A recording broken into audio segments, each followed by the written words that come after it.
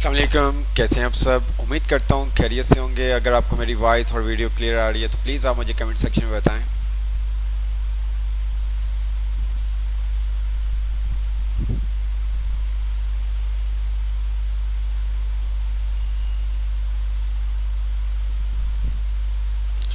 वालेकुम सलाम।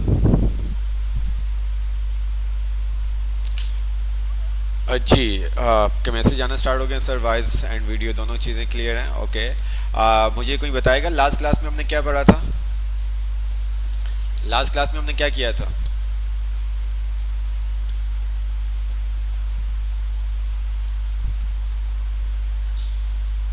Last class में हमने क्या किया था।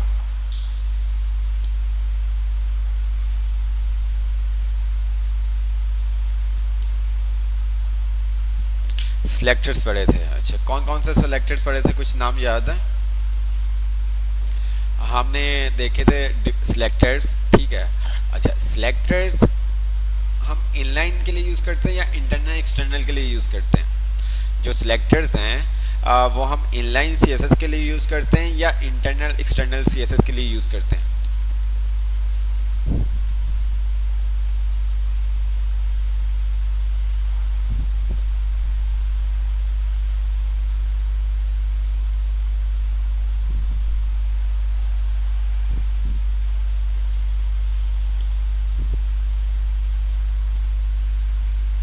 हम जो सिलेक्टर्स हैं वो इंटरनल और एक्सटर्नल सीएसएस के लिए यूज़ करते हैं। हमने देखे थे हमारे पास तीन वे होते हैं सीएसएस अप्लाई करने के। कौन कौन से, इनलाइन, इंटरनल और एक्सटर्नल, ठीक है। ये तमाम चीज़ें आपको क्लियर होंगी आई होप। अच्छा, सिलेक्टर्स हमने देखे थे, डिफरेंट सिलेक्टर्स थे हमारे पास। यूनिवर्सल सिलेक्टर था, क्लास सिलेक्टर था, ठीक है, एलिमेंट सिलेक्टर था और आईडी सिलेक्टर था, ठीक है, चाइल्ड सिलेक्टर था, एडजस्टिंग सिलेक्टर था, जर्नल सिबलिंग सिलेक्टर था। तो ये इस तरह से एक दो और सिलेक्टर थे जो ज़्यादातर यूज़ हो रहे होते हैं ना। वो हमारे पास तीन चार हम ज़्यादातर यूज़ कर रहे होते हैं। एक हम कौन सा कर रहे होते हैं, एलिमेंट सिलेक्टर यूज़ कर रहे होते हैं और देन आईडी और क्लास। बाकी जो हैं adjusting journal adjusting sibling selector वो हम बहुत कम ही यूज़ कर रहे होते हैं, ठीक है। काम के ऊपर डिपेंड करता है, ठीक है। तो एक दफ़ा रिवाइज कर लेते हैं, देन फिर हम आगे चलते हैं। वॉइस लो आ रही है। वॉइस तो मेरी तरफ से बिल्कुल ओके है। अगर वॉइस का इशू होता है तो आपको मैंने कहा है कि सबके पास इशू होगा। अगर किसी एक के पास इशू है तो इसका मतलब कि आपका जो स्पीकर है वो काम करना छोड़ रहा है। तो चले हम क्या करते हैं, अपनी बुक ओपन कर लेते हैं, ठीक है। हमने अपनी बुक ओपन कर ली। ये सब फर्स्ट चैप्टर हमारा तकरीबन हो गया था। सिलेक्टर्स के बारे में पढ़ लिया था। सिलेक्टर होता है जब हम सीएसएस अप्लाई करते हैं इंटरनल या एक्सटर्नल, तो उसके लिए हम क्या करते हैं, पहले सिलेक्टर असाइन करते हैं, फिर हम डिक्लेरेशन करते हैं। डिक्लेरेशन के अंदर हम क्या करते हैं, प्रॉपर्टी का नेम देते हैं और देन उसकी वैल्यू देते हैं। ये तमाम चीज़ें आपको पता चल गई थी, ठीक है। तो हम डायरेक्ट सिलेक्टर्स पे आते हैं। अच्छा जी, यूनिवर्सल सिलेक्टर, ये सब आपको पता है। यूनिवर्सल सिलेक्टर मींस के target all element on this page, ठीक है। ये क्या करेगा, यूनिवर्सल सिलेक्टर तमाम जितने भी आपके पास एलिमेंट्स हैं उन सब के ऊपर अप्लाई कर देगा, ठीक है। उसके बाद आपके साथ जाता है टाइप सिलेक्टर। टाइप सिलेक्टर के अंदर आपके साथ जाता है H1 जो एलिमेंट्स होते हैं आपके, ठीक है, H1 H2 P UL LI, ठीक है, B I। तो ये आपके पास मैच एलिमेंट नेम, जो आपका मैच करेगा नेम वो आप यूज़ करते हैं। फिर आपने देखा था क्लास सिलेक्टर। क्लास सिलेक्टर हम किस तरह से असाइन करते हैं, डॉट, ठीक है, डॉट, ठीक है। अब यहाँ पर अब इन्होंने क्या किया हुआ है, क्लास के अंदर मैच आर एलिमेंट हो class article has a value that match the one specific after the period और फुल स्टॉप सिंबल, ठीक है। अब यहाँ पर आप देखो target only p element class artifact has value of node. अब यहाँ पर ये जो काम हो, ये तो सिंगल आपकी क्लास के लिए है, ये सिंगल क्लास के लिए ही है, ठीक है। जहाँ जिस एलिमेंट पर आपने क्लास दी होगी डॉट नोड की, ठीक है, नोड की क्लास दी होगी, वहाँ पर क्या होगा, जो भी आपने CSS इन कर्ली ब्रैकेट के अंदर असाइन की होगी वो आपके अप्लाई हो जाएगी। बट नीचे अगर आप देखें तो P डॉट नॉट, ठीक है। पी डॉट नोट मतलब कि जिस पैराग्राफ की क्लास नोट होगी उसके अंदर ये स्टाइलिंग आपकी अप्लाई होगी। पी एलिमेंट आप पी भी कर सकते हो H1, ठीक है। अब आपके 10 H1 है और उसमें से आप किसी स्पेसिफिक H1 को कुछ 10 में से 4 आप H1 को क्या करना चाहते हैं, टारगेट करना चाहते हैं, मतलब कि उनकी स्टाइलिंग करना चाहते हैं। तो फिर जिन 4 को आप करना चाहते हैं आप क्या करोगे, उनको क्लास असाइन कर दोगे, ठीक है। तो आप क्या करोगे पी डॉट नोट। अच्छा, अब नोट आपको ये तमाम चीज़ें हमने देखी भी थी, ठीक है।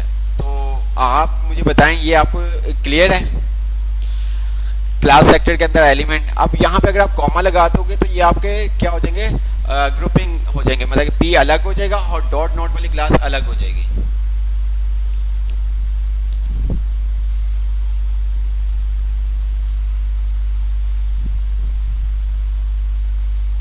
जी मुझे जल्दी से बताएं आपको ये क्लियर है।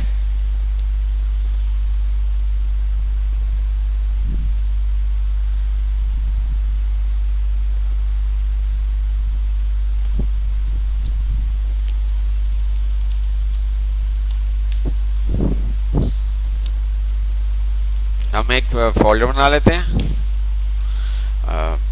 अच्छा, मैं कुछ को देख रहा था, कुछ को अभी भी गिट में इशू आ रहा है। भाई इतना टाइम हो गया, गिट में आप फ़ौरन से प्रैक्टिस नहीं करते ना, एक दो दफ़ा आप फ़ौरन से प्रैक्टिस कर लेंगे तो आप सबको चीज़ें क्लियर हो जाएंगी, ठीक है। आप बीच में से कमांड मिस करते हो तो फर्स्ट टाइम आपको इशू होगा। फर्स्ट टाइम मैंने आपको पहले भी कहा था आपको थोड़ा सा प्रॉब्लम हो सकती है, देन उसके बाद कोई ऐसा इशू नहीं है।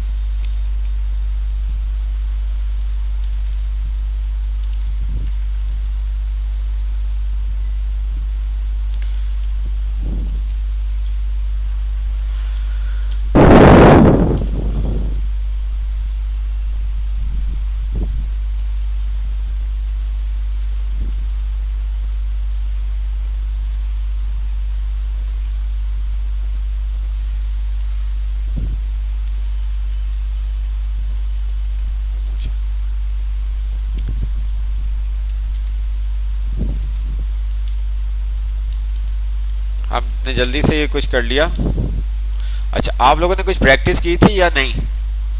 आप लोगों ने कुछ प्रैक्टिस की है या नहीं? सीएसएस के ऊपर कुछ आपने प्रैक्टिस की है या नहीं? हम आपको एक साथ ही बहुत सारे असाइनमेंट देंगे। मैंने आपको मैं पहले ही बता दूं, एक साथ आपको बहुत सारे असाइनमेंट मिलेंगे, फिर आप नहीं कीजिएगा कि सर ये क्या हुआ। अच्छा जी, हम एक सीएसएस की फाइल भी बना लेते हैं, ठीक है। हमने स्टाइल डॉट, अच्छा हम ये एक चीज़ और मैं आपको बता दूं, हम इस तरह से भी कर सकते हैं।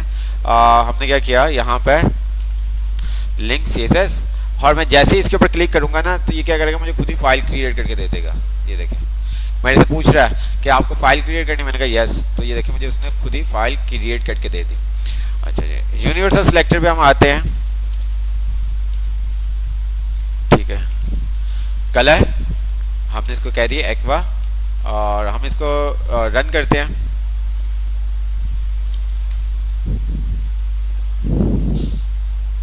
ये देखें सबका उसने क्या कर दिया, यूनिवर्सल। अगर यहाँ पे पी भी होगा कोई, हम क्या करते हैं कुछ पी भी ले लेते हैं, पैरा 1, और इसी तरह से हमने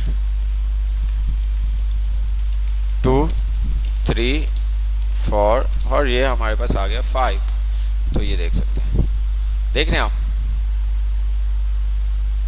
ठीक है। फिल वक्त के लिए अभी हम इसको थोड़ा सा को कमेंट कर देते हैं ताकि आप लोगों को देखने में आसानी हो।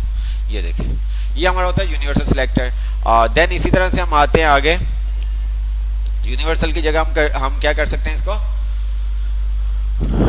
हमने कह दिया H1, तो वो क्या करेगा, तमाम H1 को कलर कर देगा। ये देखिए तमाम H1 को। अगर हम कहते हैं कि P, तो वो क्या करेगा, P को कलर कर देगा। ये देखें,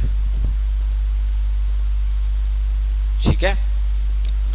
अब इसी तरह से हम एक साथ ग्रुपिंग सिलेक्टर भी यूज कर सकते हैं। हमने कहा P, H1, ठीक है। कॉमा क्या करता है, आपके सेपरेट कर देता है, ठीक है। एलिमेंट जो सिलेक्टर्स होते हैं उनको सेपरेट कर देता है। तो अब यहाँ पे ये देखें, इसने क्या किया, दोनों को कर दिया, ठीक है। अब फॉर एग्जांपल यहाँ पर मेरे पास P के अलावा कुछ मेरे पास टेक्स्ट लिखा हुआ है, किसमें, हमने ले लिया एक टेक्स्ट H3 H3, ठीक है, H3, ठीक है। अब ये देखें H3 को उसने कलर नहीं किया क्योंकि हमने यहाँ पे उसको टारगेट नहीं किया था, ठीक है। अच्छा, इसी तरह से अब आपको किसी स्पेसिफिक मींस के आपको किसी स्पेसिफिक मतलब आपको हेडिंग 3 पे ये कलर चाहिए, ठीक है, हेडिंग 5 पे कलर चाहिए, हेडिंग 1 पे नहीं चाहिए, हेडिंग 2 पे नहीं चाहिए, हेडिंग 4 पे नहीं चाहिए, तो फिर आप क्या करते हो, इनको क्लास दे देते हो। फिर आप क्या करते हैं, इनको क्लास दे देते हैं। मैंने कहाँ पे कलर चाहिए, हेडिंग 2 पे चाहिए, मैंने इसको क्लास दे दी, क्लास मैंने कह दिया इसको चेंज की क्लास दे दी मैंने, ठीक है। यही क्लास मैं कॉपी कर लेता हूँ और यहाँ पे हेडिंग 4 पे मैंने क्लास दे दी, ठीक है। अब मैं यहाँ पे आता हूँ, अभी कोई भी फर्क नहीं पड़ा होगा, ये देखें, क्यों, क्योंकि हमने यहाँ पे कोई ऐसा काम नहीं किया। तो मैंने कहा P को मैंने ख़त्म कर दिया। अच्छा, हम अगर यूँ करते हैं जैसे पहले था P, ठीक है, H1 डॉट चेंज, देखते हैं क्या होता है, क्या होगा आपके ख्याल से। मैंने ये देखें, मैंने ये काम किया है, तो मुझे कोई बताएगा होगा क्या।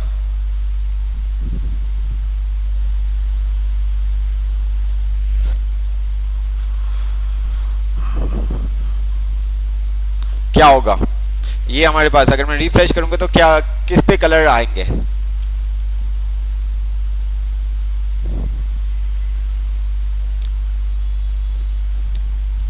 मुझे बताएं किस पे कलर होगा।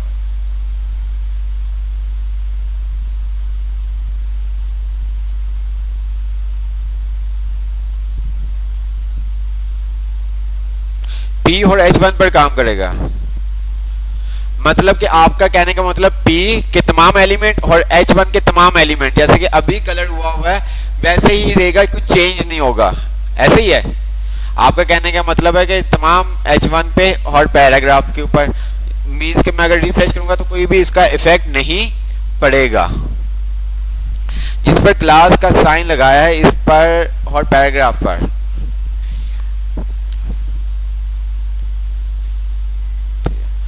रिफ्रेश करते हैं, देखा आपने। अब यहां पे हमने इसको क्या कहा कि हमने कहा P के तमाम एलिमेंट और H1 के उन एलिमेंट्स को करना है जिसके अंदर हमने क्लास दी हुई है किसकी, चेंज की।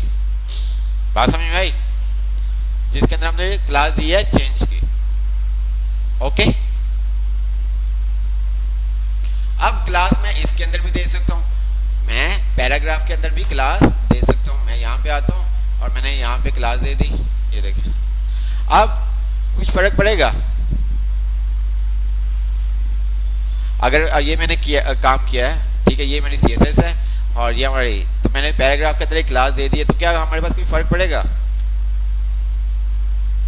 बिल्कुल भी कोई फर्क नहीं पड़ेगा, देख रहे हैं आप, ठीक है। अगर मैं यहाँ पर कर देता हूँ इस तरह से स्टाइल के अंदर P डॉट चेंज, ये देखें, तो फिर हमारे पास डेफिनेट फर्क आएगा। क्या फर्क आएगा कि वो किसको करेगा, जिसकी क्लास P पैराग्राफ के अंदर जिनकी क्लास चेंज है बस उन्हीं को वो क्या करेगा, कलर करेगा, ठीक है। तो मैं यहाँ पे आता हूँ, ये देखें।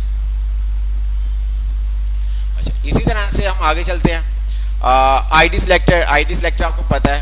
अब ठीक है, उसके बाद आपके पास आ जाता है चाइल्ड सिलेक्टर। ज़्यादातर हम ना यहाँ तक चाइल्ड सिलेक्टर तक यूज़ कर रहे होते हैं, बहुत कम होता है कि हम ये sibling selector, general sibling selector और डिसेंडिंग सिलेक्टर यूज़ कर रहे हो, ठीक है। लेकिन बताने का मकसद ये है कि हम कभी ज़रूरत पड़ती भी है, ऐसा नहीं है। फॉर एग्जांपल आप कहीं काम कर रहे हो और वहाँ पे ये सिलेक्टर यूज़ हुए हो तो आपको पता होना चाहिए, ठीक है। ID का आपको पता है। अब उसके अंदर आपके पास आ जाता है child selector. Child selector means के यहाँ पे match an element that is the direct child of an other, means के जो Li के डायरेक्ट चाइल्ड होंगे, जो Li के डायरेक्ट चाइल्ड होंगे उनको क्या कर देगा, कलर कर देगा। फॉर एग्जाम्पल मैंने यहाँ पे क्या किया, अगर मैं यहाँ पे आता हूँ अपनी CSS की फाइल के अंदर और मैं इसको ये हटा देता हूँ और मैंने क्या कर दिया, जैसे कि बुक में अगर आप देखें मैंने इसको कहा H1, ठीक है, ये देखें ग्रेटर देन का साइन लगा दिया और मैंने लिख दिया P। अब क्या होगा, ये अब क्या होगा जी, अब क्या होगा हमारे पास,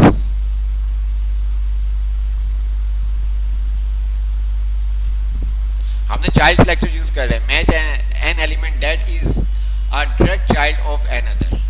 अब होगा क्या, मैंने यहाँ पे आप देखें क्या काम किया, H1 का मैंने कहा चाइल्ड जो P है,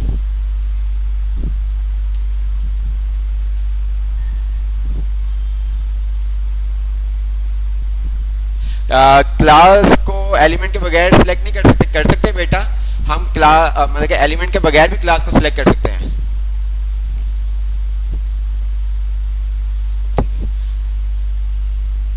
आज पैराग्राफ हो जाएंगे, मींस के H1 कलर नहीं होगा। आपका कहने का मतलब है कि जो हेडिंग्स है हमारे पास वो कलर नहीं होंगी, पैराग्राफ कलर्स होंगे। अच्छा, पैराग्राफ पहला पैराग्राफ कलर होगा या तमाम पैराग्राफ कलर होंगे? अच्छा, हम इसको इस तरह से भी कर देते थोड़ा सा, हमने यहाँ पे एक और H3 के बाद हमने एक और पैराग्राफ रख दिया, पैरा 6, ठीक है जी। ये हमारी CSS की फाइल है, ये देखें, और ये हमारी इंडेक्स की फाइल है, देख रहे हैं आप।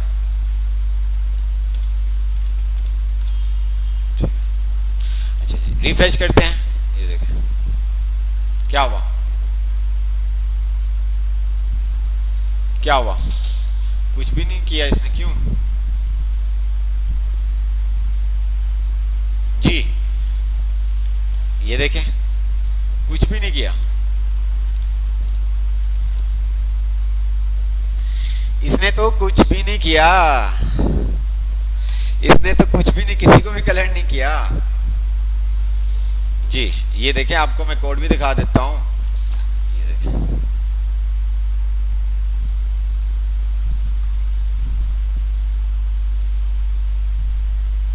जी। अब्बास रजा ने सही फरमाया कि जो P एलिमेंट H1 के अंदर आएगा, ठीक है। अब यहाँ पे वो बात कर रहा है चाइल्ड की।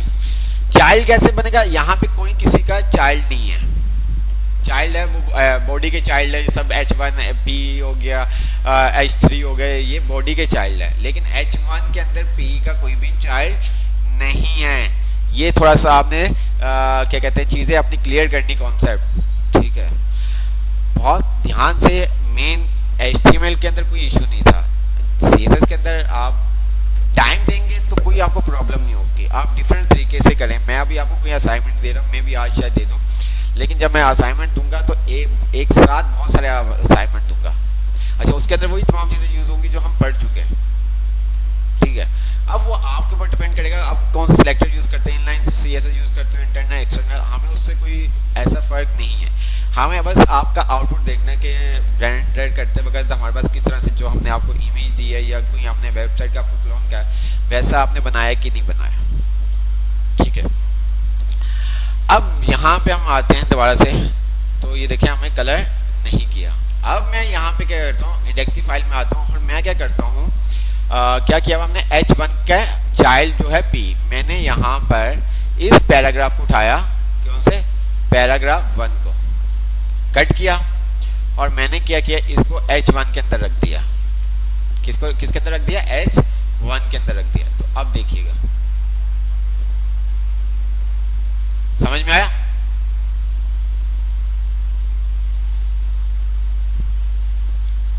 समझ में आया आपको?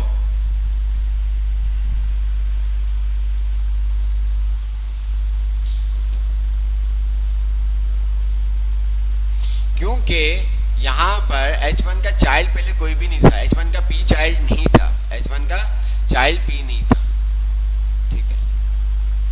अच्छा, अब यहाँ पे आपको आ जाता है descending selector, match element that is the descending of another specific element, not just direct child of, ठीक है, not just a direct child of. अब इसके अंदर आपका डायरेक्ट चाइल्ड नहीं भी होगा तो वो आपका क्या कर देगा, काम कर देगा। अब मैं यहाँ पे आता हूँ तो यहाँ पे देखिए उसने क्या किया है, उसने कहा भाई कुछ भी नहीं करना, आपने स्पेस दे देनी है। मैं अब इस काम के अंदर स्पेस दे देता हूँ, तो आप आके रिफ्रेश करता हूँ, देखते हैं क्या होता है, क्या हुआ, देखा?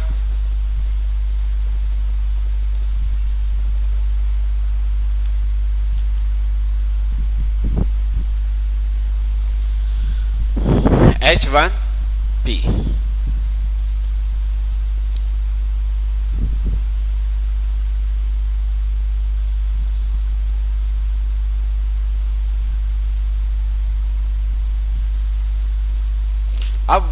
काम है इसके अंदर भी वही है कि जो आपके आ रहे हैं। अच्छा, अब यहाँ पे अगर हम थोड़ा सा इसको आपको थोड़ा सा कंफ्यूज हो रहे हैं, नहीं काम करेगा।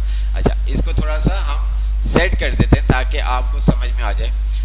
हमने ये पैराग्राफ के तमाम 4 उठा लेते हैं और यहाँ पे हमने क्या कर दिया, इसको पेस्ट कर दिया।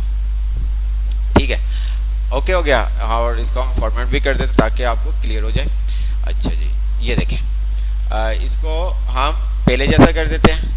यहाँ पे हमने क्या कर दिया, ग्रेटर देन का साइन लगा दिया, रिफ्रेश किया, ये देखें पैरा 1 पैरा H1 के अंदर जो आपके पास आ रहे थे पी के टैग, उसने क्या कर दिया, उसको कलर कर दिया। ठीक है, अच्छा जी। अब मैंने क्या किया, अगेन मैं यहाँ पे आता हूँ और मैंने H1 के बाद H1 के अंदर क्या किया, एक मैंने डिव बना लिया। ठीक है, या आप डिव नहीं बनाते, हम H3 कर दें ताकि आपको कोई मसला ना हो। H2 तो नहीं दिया हुआ हमने। ठीक है, हेलो। ठीक है, और इसी तरह से इसके अंदर मैंने क्या कर दिया, एक P बना दिया। ठीक है, पैरा इन द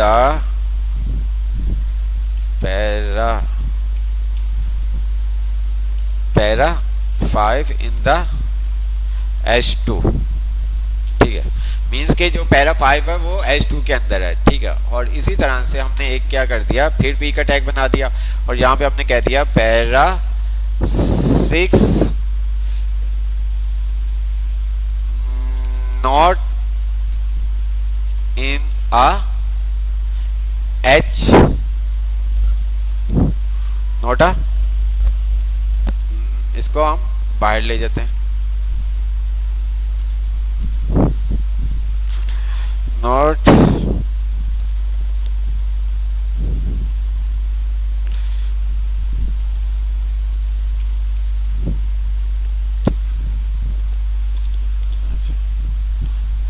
अब ये सब चीज़ों को अभी हम हटा देते हैं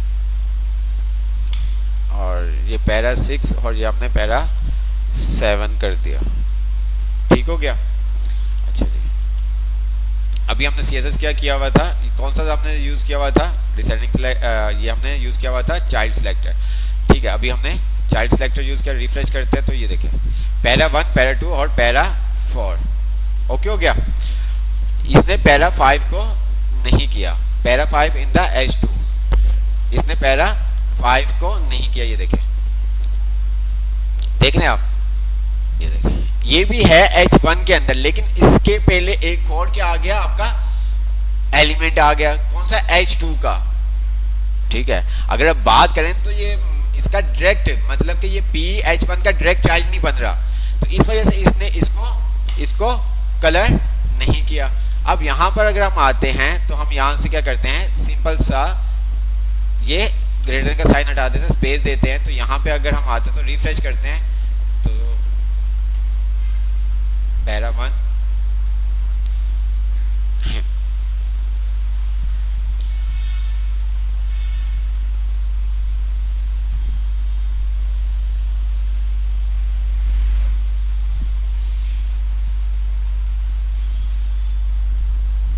इसने इसको भी नहीं किया। Target any element that's in P element।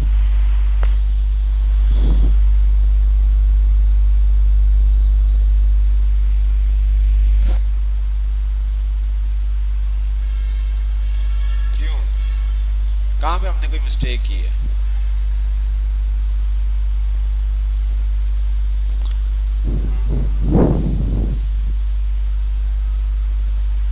जहाँ पे अगर हम कोड लिखते हैं,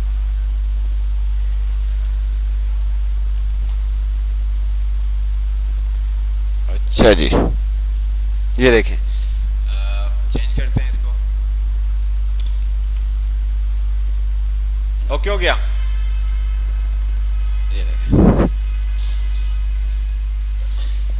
ठीक है। ग्रैंड चाइल्ड पर करेगा। तो ये देखिए हमारा काम हो गया। ये हमारा क्या चाइल्ड है, ठीक है। चाइल्ड के अंदर वो क्या कर रहा है, जो H1 के चाइल्ड हैं उसी को वो क्या कर रहा है, कलर कर रहा है। नीचे पैरा 5 इन द H2 को वो कलर नहीं कर रहा। ये देखें मैंने यहाँ पे क्या किया, एक कोड का एलिमेंट लगा दिया, ठीक है। अगर मैं यहाँ पर फॉर एग्जांपल डिव का लगाता हूँ तो देखते हैं,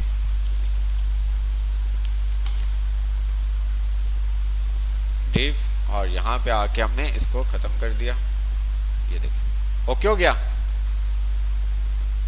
ठीक है। तो अब यहाँ पे क्या हो रहा है कि वो कह रहा है कि भाई अगर उसका डायरेक्ट चाइल्ड नहीं भी होगा ना, just not just direct child of element, तो उसको भी वो क्या करेगा, कलर कर देगा। ये देखें, ठीक है। ये देखें अगर मैं इसको चाइल्ड कर देता हूँ, चाइल्ड के लिए हम क्या करते हैं, ग्रेटर देन का साइन यूज करते हैं। जहाँ पे ग्रेटर देन का साइन यूज हुआ हो तो मतलब कि वहाँ पे क्या चाइल्ड की बात कर रहा है। H1 के अंदर जितने भी P के चाइल्ड हैं उसको कलर कर देगा। अब देखें ये पैरा 5 से इसको हटा देगा। ये देखें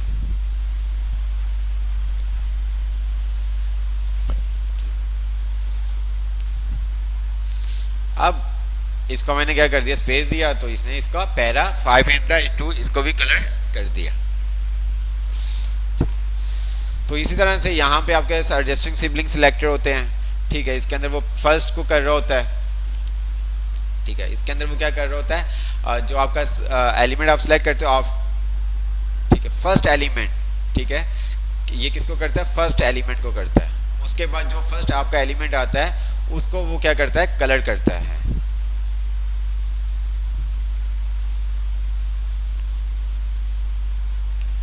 फॉर एग्जाम्पल इसको मैंने क्या किया, जहाँ पे अगर आप देखें तो इसने क्या किया हुआ है, प्लस का साइन लगाया हुआ है। हम इसी को प्लस का साइन लगा के देखते हैं क्या होता है, ठीक है। ये देखें किसको कर दिया उसने, पैरा 6, जस्ट एक साइन चेंज करने पे उसने क्या कर दिया, पैरा 6 नॉट इन H1। तो हमने यहाँ पे वो क्या किया है, उसका जो target the first P element, अब H1 के बाद जो P होगा ना उसको वो कलर करेगा। ये देखिए H1 के बाद जो आपका P होगा, अगर हम नीचे आते हैं H1 और H1 के बाद आपका P यही आ रहा था, पैरा है, ठीक है, 6 नॉट इन H1। उसने नीचे वाले को नहीं किया क्योंकि आपका H1 के बाद, ठीक है, H1 एलिमेंट के बाद जो होगा उसका वो क्या करेगा, कलर चेंज करेगा, ठीक है। तो ये आपका होता है एडजस्टिंग सिबलिंग सिलेक्टर। इसी तरह से जनरल सिबलिंग सिलेक्टर होता है। तो इसके अंदर ये सब चीज़ें हमने देख ली थी। अच्छा, अब हमारे पास ये तमाम चीज़ें हमने देख ली थी, और ठीक है। तो अब हमारे पास चैप्टर आ जाता है कलर्स का।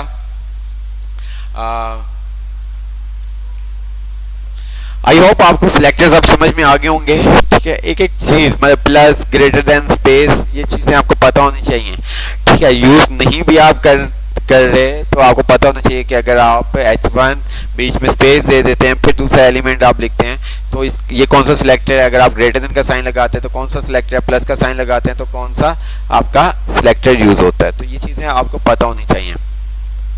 उसके बाद हमारे पास आ जाते हैं कलर्स, ठीक है।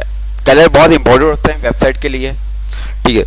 अगर कलर कम्बिनेशन अच्छा ना हो तो आपको पता है वेबसाइट फिर देखने में अच्छी नहीं लगती। कोई भी अगर आप ड्राइंग करते हैं तो उसके अंदर कलर कम्बिनेशन अच्छा ना हो तो मज़ा नहीं आता। तो कलर का जो आपने ध्यान रखना बहुत ज़रूरी है। हमारे पास डिफरेंट टाइप्स के कलर्स होते हैं, ठीक है, और हम उन टाइप्स को यूज़ करते हुए कलर असाइन कर सकते हैं।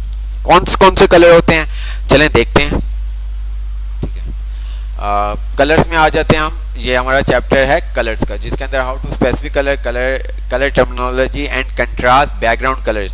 तो यहाँ पे वो कलर टर्मिनोलॉजी आपको एंड कंट्रास्ट के बारे में बताएगा, बैकग्राउंड कलर के बारे में बताएगा, ठीक है। नीचे आ जाते हैं। आपको मैंने कहा है कि बुक आपने लाजमी पढ़नी है। ये जो फर्स्ट पेज होता है ये लाजमी आपने पढ़ना है ताकि आपको चीज़ें क्लियर हो, ठीक है। अच्छा, कलर, फोरग्राउंड कलर, ठीक है। फोरग्राउंड कलर क्या होता है जी, foreground background colour. Foreground colour क्या होता है, फोरग्राउंड कलर क्या होता है,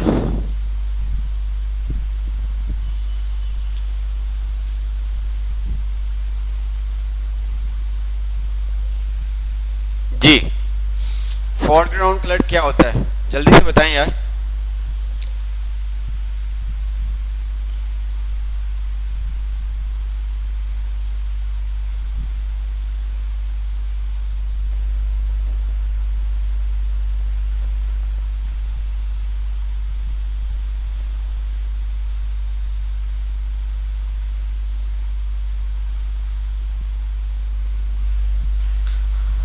font front clear, front clear, अरे मोबिन भाई ऐसा ना करें। अच्छा, आपको हमने जब हम आप कोर्स कर रहे थे तो मैंने एक चीज़ आपको बताई थी, मैंने कहा था थोड़ा सा आप पेंट भी देखिएगा ताकि आपको समझ में आ जाए। ठीक है, अगर हम यहाँ पे बात करें ना तो यहाँ पे देखें क्या, फोरग्राउंड कलर और बैकग्राउंड कलर। ठीक है, फोरग्राउंड मीन्स कि आपका जो टेक्स्ट का कलर है, ठीक है, कलर, फोरग्राउंड मतलब कलर्स की बात कर रहा है। ठीक है, फॉन्ट कलर जो आपका होता है, font colour. Background colour means के बैक का कलर। ठीक है, फोरग्राउंड कलर आपका कलर, फॉन्ट का कलर हो गया। ठीक है, कोई भी XYZ आपका फॉन्ट होता है उसका कलर। अच्छा, हमारे पास जो कलर्स है ना डिफरेंट टाइप्स के होते हैं। ठीक है, कुछ कलर्स हमारे पास प्री डिफाइन होते हैं। ठीक है, मतलब नेम के through RGB, hexa, HSL, RGBA, ठीक है, ये तमाम हमारे पास है। अब हम यहाँ पे आ जाते हैं तो यहाँ पे अगर आप देखें तो एक ही कलर उसने 3 तरह से यूज़ किया हुआ है। क्या, कलर नेम, आप जो कलर है वो कलर के नेम के थ्रू भी असाइन कर सकते हो, हेक्सा कोड के थ्रू भी आप असाइन कर सकते हो, और RGB वैल्यूज से भी आप कलर असाइन कर सकते हैं। अब मुझे आप में से कौन बताएगा RGB, RGB क्या होता है, RGB कलर क्या होते हैं? आपको पता है कि हमारे पास 3 कलर्स होते हैं, मेन 3 कलर। ठीक है, उससे हम जो कलर चाहें हम बना सकते हैं। वो कौन से कलर्स होते हैं?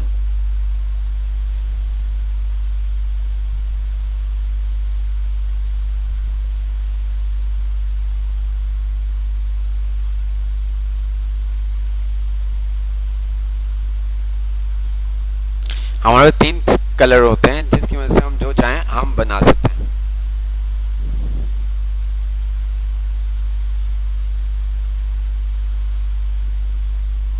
रेड, ग्रीन, ब्लू, बिल्कुल, ये 3 कलर होते हैं जिनकी वैल्यूज को हम अप एंड डाउन करते हुए कोई भी कलर जनरेट कर सकते हैं। अच्छा, 8GB के अंदर एक लिमिट तक आप वैल्यू दे सकते हैं। ठीक है, 0 से लेकर 255 तक आप दे सकते हैं।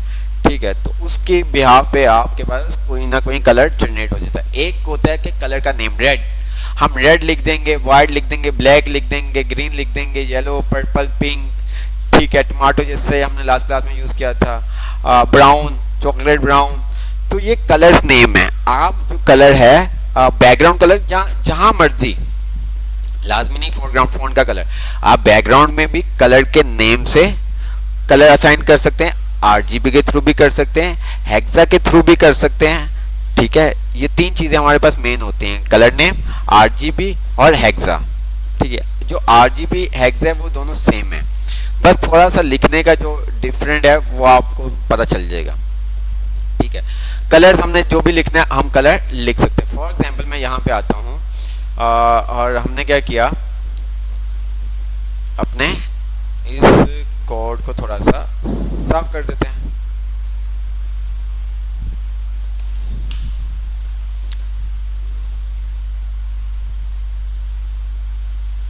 अच्छा, ये कलर आपके पास आ रहा है, ऐसे ही है। अभी कोई भी नहीं है तो हम क्या करते हैं, इसको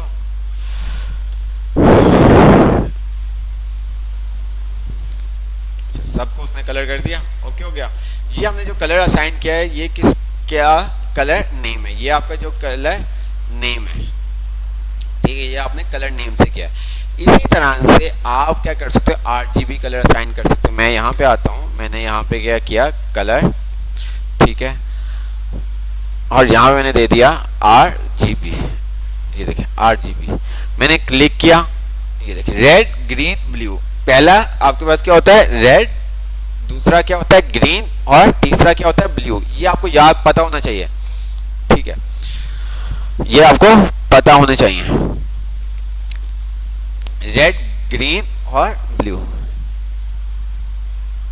ठीक है, अब यहां पर रेड, ग्रीन, ब्लू, ये देखें, अगर मैं इसको हटाता हूं तो देखते हैं क्या कलर आता है, कोई कलर नहीं आया। क्यों नहीं आया, अभी आपको ये समझ में आ जाएगा। अच्छा, ये जो आपके पास आ रहे हैं रेड, ग्रीन, ब्लू, ठीक है, ईच जो पैरामीटर है, ठीक है, रेड, ग्रीन, ब्लू, इनको आप किस तरह से इसकी सेंसिटिविटी को आप कम या ज़्यादा कर सकते हैं। मिनिमम इस सब की वैल्यू 0 से लेकर 255 तक होती है, 0 से लेके 255, ठीक है। अब यहाँ पे आप देख सकते हो RGB रेड वो बता रहा है 255, ये भी क्या बता रहा है 128, और ये आपको बता रहा है 255, ठीक है। मिनिमम जो कलर है ना वो आप जो इसकी वैल्यू आप असाइन करोगे वो आप कर सकते हैं 255, 0 से लेके 255 तक, ठीक है। अगर मैं यहाँ पे इसको क्या करता हूँ, इसको मैंने खत्म कर दिया, ठीक है, और मैंने क्या किया 255, 0, 0, तो मुझे बताओ कौन सा कलर आएगा। ओहो, इसने खुद ही दे दिया, कौन सा कलर आएगा।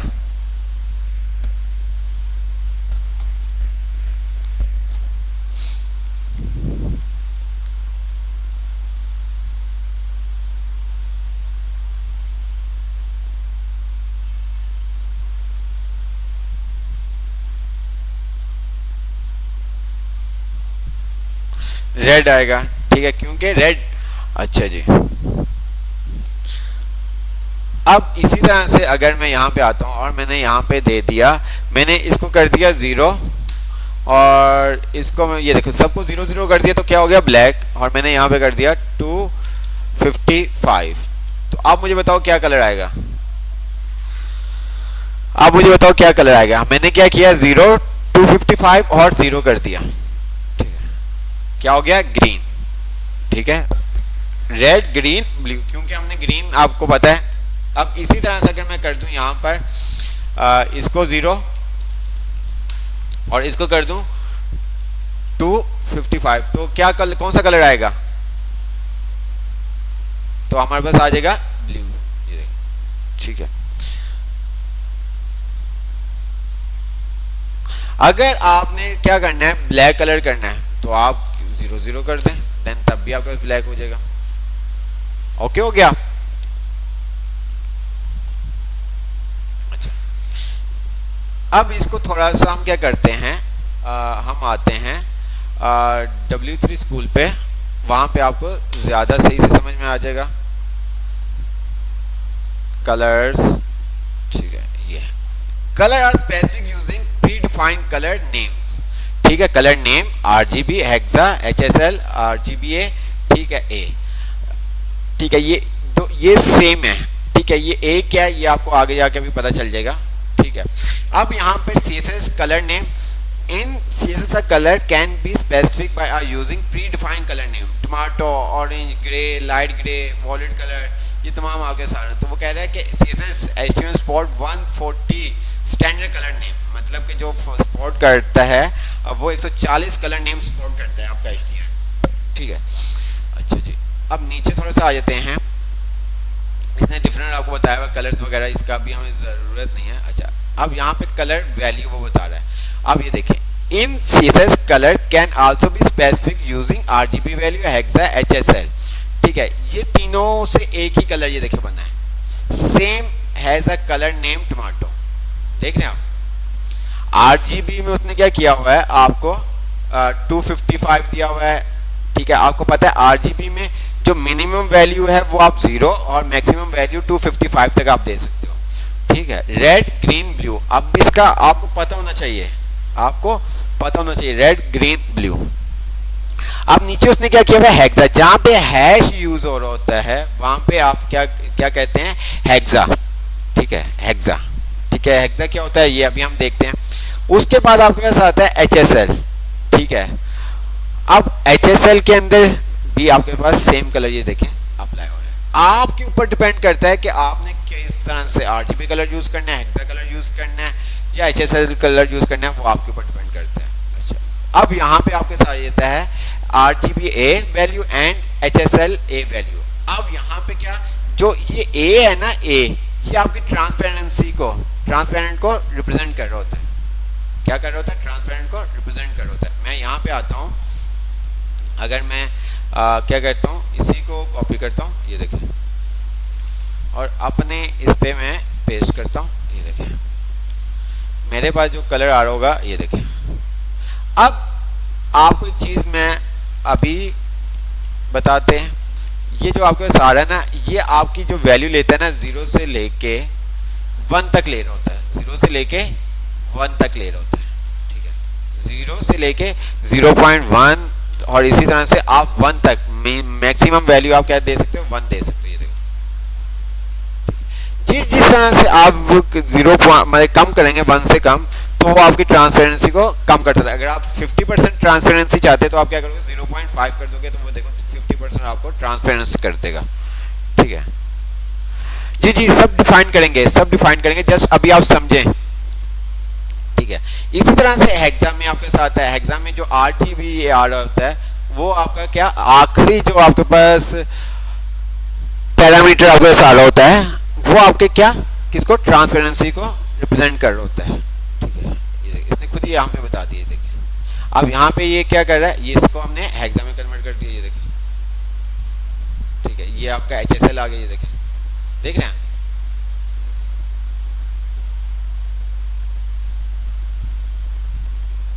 यहाँ पे चेंज करने पे आपको वो खुद ही जो भी आपने HSL यूज करना है, RGB यूज करना है, ये देखिए, ओके।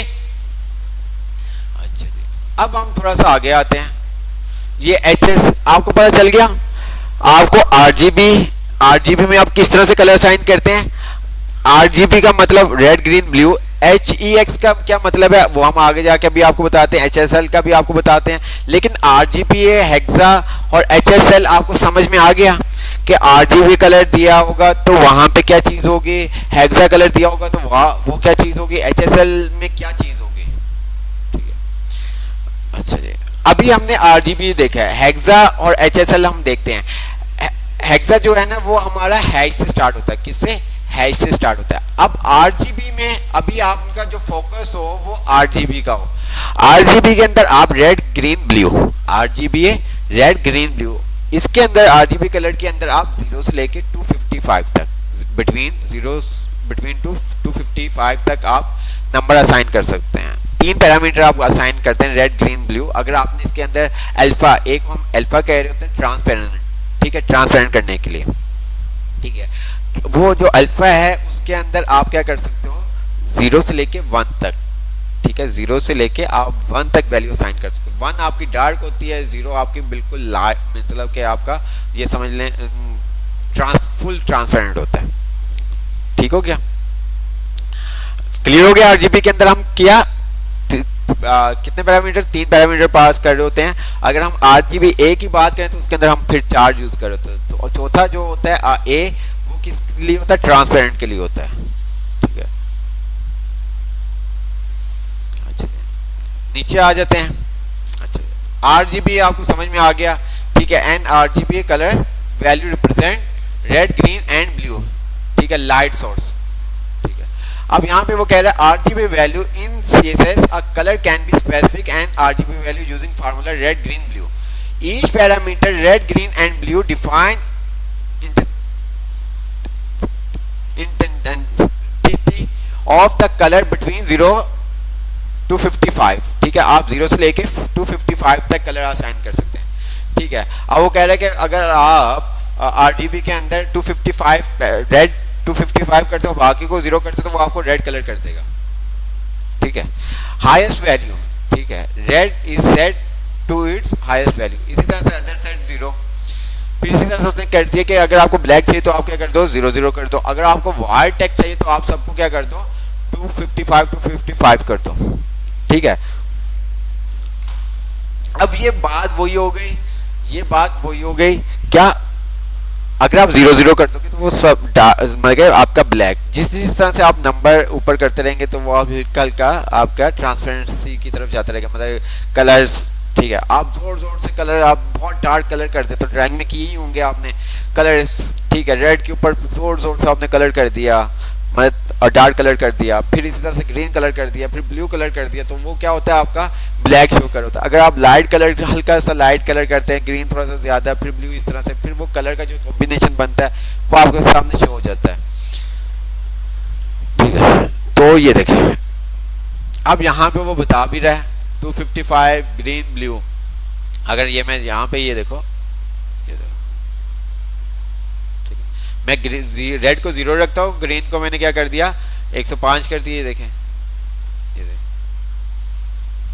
देख रहे हैं, नीचे उसने एग्जांपल्स आपको दी हुई हैं। तो आई होप आपको ये समझ में आ गया होगा। ठीक है, अब यहाँ पे 60 अगर आप करते हो तो वो बता रहा है कि आपको क्या कर देगा, ग्रे दे देगा। तो यहाँ पे अगर हम 60 करते हैं तो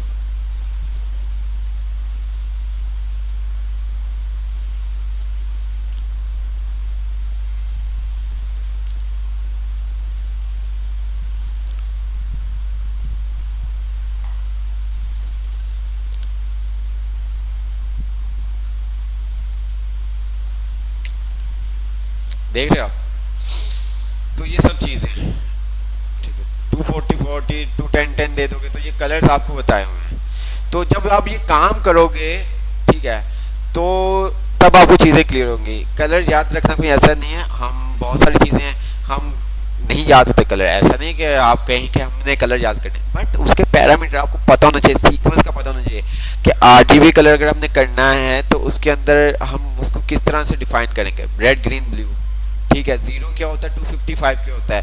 अगर हमें अल्फा ए आ रहा है तो इसका मतलब उसने ट्रांसपेरेंसी यूज की, ट्रांसपेरेंट।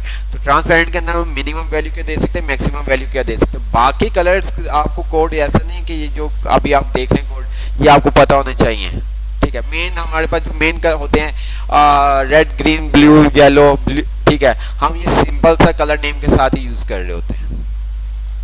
ठीक है, या जब हम कोई वेबसाइट बना रहे होते हैं तो हम वहीं से अगर हमें कोई फिग्मा मतलब प्रोटोटाइप अगर हमें मिलता है तो वो कलर उन्होंने हमें बताए होते हैं कि हमारी वेबसाइट के अंदर ये कलर यूज़ करने हैं।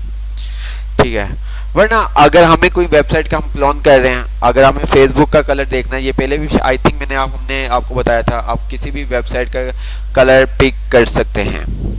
ठीक है, आपके पास एक एक्सटेंशन आती है, गूगल एक्सटेंशन आती है कलर पिकर के नाम से, आप अपने क्रोम में कर सकते हैं। आप किसी भी पिक्चर से किसी भी वेबसाइट से कलर अगर आपने पिक करना है, मालूम करना चेक करना है कलर कोड, तो वो आपको बता देता है। ठीक है, तो आगे चलते हैं।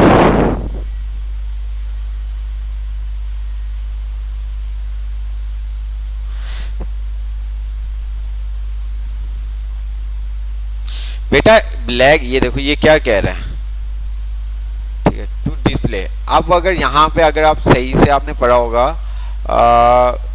यहाँ पे each parameter red incident is 0 blue display और रेड इज हाईएस्ट वैल्यू। ये देखो हाईएस्ट वैल्यू आपकी क्या है 255। ठीक है,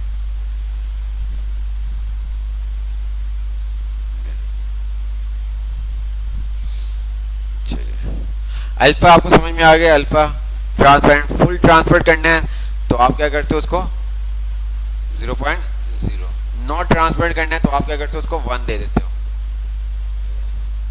देख रहे हो आप, अगर आपने उसको ट्रांसपेरेंट नहीं करना तो आप क्या करते हो उसको 1 दे देते हो। अगर आपने उसको ट्रांसपेरेंट करना है, जितना भी आपने ट्रांसपेरेंट करना है, ये देखें, तो आपको पता होना चाहिए मिनिमम वैल्यू RGB में कितनी होती है 0, मैक्सिमम 255। रेड ग्रीन ब्लू तीनों में सेम, लेकिन अल्फा में क्या होता है 0 से लेके आपके पास 1 तक होती है वैल्यू। ठीक है, ये ओके हो गया, क्लियर। ये चीजें हमने वर्ड के अंदर भी आपको बताई थी। ठीक है, तो ये जो कुछ चीजें ना, तो ये स्टैंडर्ड्स हैं कि आप कहीं पे भी यूज़ करते हैं तो वहाँ पे आपको शेप फिल, हम यहाँ मोर कलर फिल में आते हैं तो ये देखें नीचे क्या आ रहा है RGB आ रहा है, कलर मॉडल HSL आ रहा है, ये देखें ट्रांसपेरेंसी आ रही है। देख रहे हैं आप,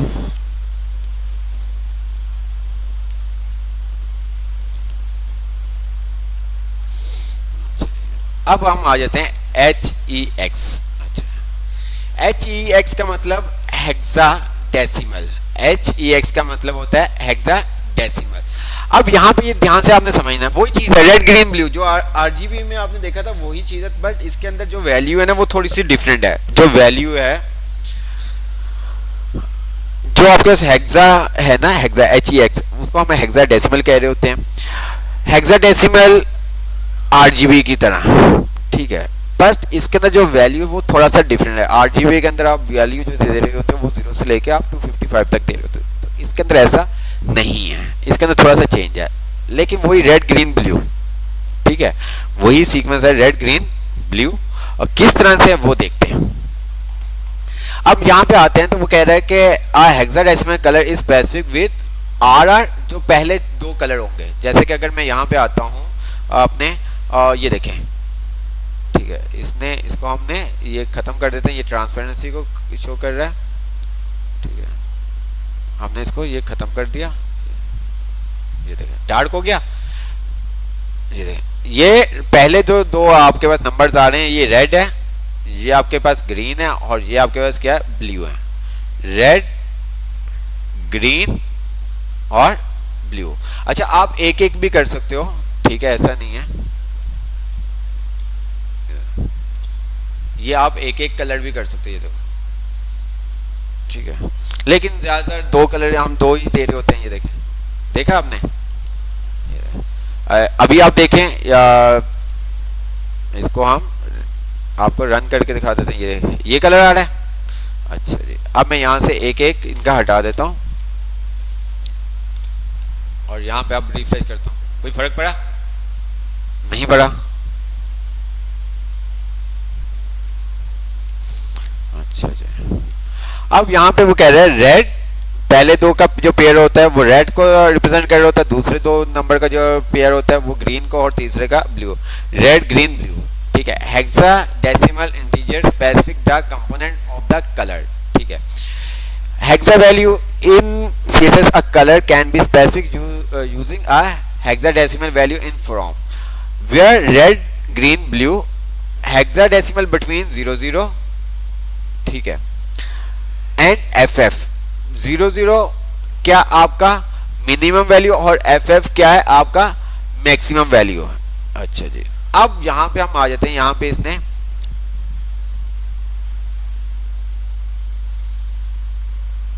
क्या किया हुआ है, 00। अब यहां पे हम आ जाते हैं hexa to decimal, hexa to decimal image पे आ जाते हैं। तो ये देखिए, अगर आप F देते हो तो मींस कि आपके पास क्या आएगा, 15 आएगा, ठीक है। E मतलब आप 0 से लेके F तक, 0 आपका लाइटनेस होता है, F आपका हाईएस्ट वैल्यू होती है। इसके अंदर आप वैल्यू जो देते हो 0 से लेके F तक दे रहे होते हो, 0 से लेके F तक। मतलब अगर आप 10 देना चाहते हो तो आप A दोगे, 11 देना चाहते हो आप B, 12 देना चाहते हो तो आप C, 13 देना चाहते हो तो D, 14 देना चाहते हो तो E, और 15 देना चाहते हो तो आप F दोगे, ठीक है। अगर हम यहाँ पे आते हैं तो ये देखें, ठीक है, for example FF 00 is display are red because red is not highest value, ठीक है। Red is set to its highest value, FF and other are set lowest value, ठीक है। डिस्प्ले ब्लैक करना है तो आप क्या करोगे, 00 दे दोगे, ठीक है। अगर आपने वाइट करना है तो आप क्या कर दोगे, उसको FF दे दोगे। देख रहे हो आप, A96, 98, तो इसके अंदर जो वैल्यू होती है वो क्या होती है, आपको बताया है 0 से लेके F तक, 0 से लेके F तक। तो हम यहाँ पे आते हैं, हम क्या करते हैं, मींस के कलर हमने क्या, हमें 8 देना है, ठीक है। हमने क्या यहाँ पे 8 कर दिया, F कर दिया, ठीक है। F के बाद हमने क्या कर दिया, A कर दिया। अच्छा, कुछ कलर इसने अप्लाई किया नहीं। अच्छा, हम दो दो कलर दे देते हैं क्योंकि कलर इस तरह से हमने कर दिया 81 FA और हमने 22, तो अभी भी कलर नहीं कर रहा। तो अब ये चीज आपको समझ में आएगी क्या,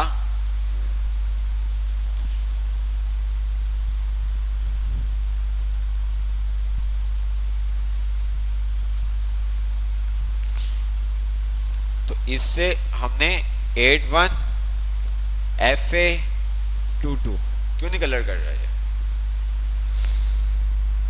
क्यों नहीं कर रहा, हमने हैश नहीं लगाया था, हमने हैश नहीं लगाया था, ठीक है। तो ये देखें, ये हमने हैश नहीं लगाया था। अब ये देखें, ठीक है, ग्रीन। अगर मैं यहाँ पे कर देता हूँ इसको, सबको मैंने कर दिया एफ एफ, ये देखें एफ एफ एफ एफ, ये क्या कर दिया इसने, वाइट कलर कर दिया। अच्छा, मैंने इसको कर दिया ई, इसने थोड़ा सा ग्रे टैप कर दिया, ठीक है। अगर मैंने यहाँ पे कर दिया 1F, ठीक है, 2E, ठीक है, और मैंने कह दिया 9C,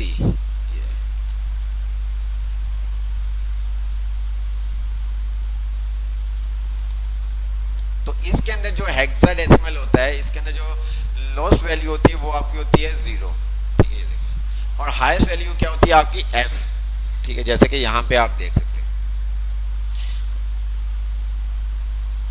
इसकी एक बहुत बड़ी टर्मिनोलॉजी है, हम उसके ऊपर नहीं जाएंगे, ठीक है।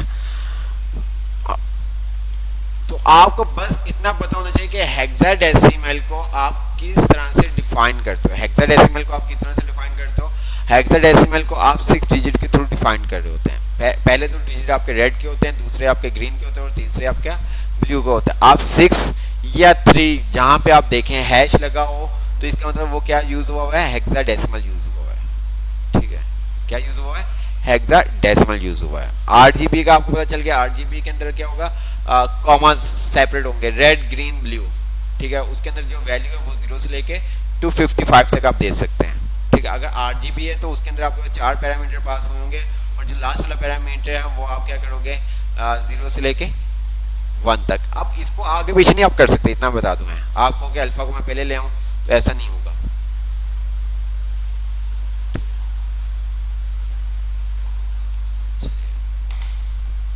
नीचे आ जाते हैं, वही इसने आपको बताया 3 शॉर्ट्स वगैरह। अच्छा, ये तमाम चीजें 3 डिजिट्स जो हम आपको पहले बता सकते हैं। Some time you will see 3 digit hexacode CSS shorts, ठीक है, following for R green blue, जैसे यहाँ पे F0C कर दिया, ठीक है, रेड ग्रीन ब्लू, ओके। ये देखिए सेम कलर CC जो 2 दफा आपके सारा वो सिंगल आप देख सकते हैं, ये देखिए।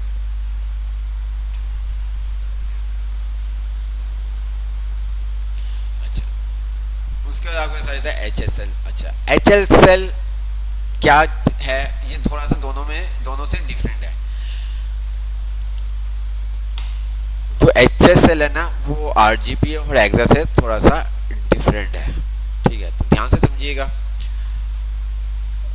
तो आई होप आपको RGB कलर नेम और हेक्सा क्लियर हो गया होगा। तो अब आप HSL देखिएगा, HSL थोड़ा सा डिफरेंट है, ओके।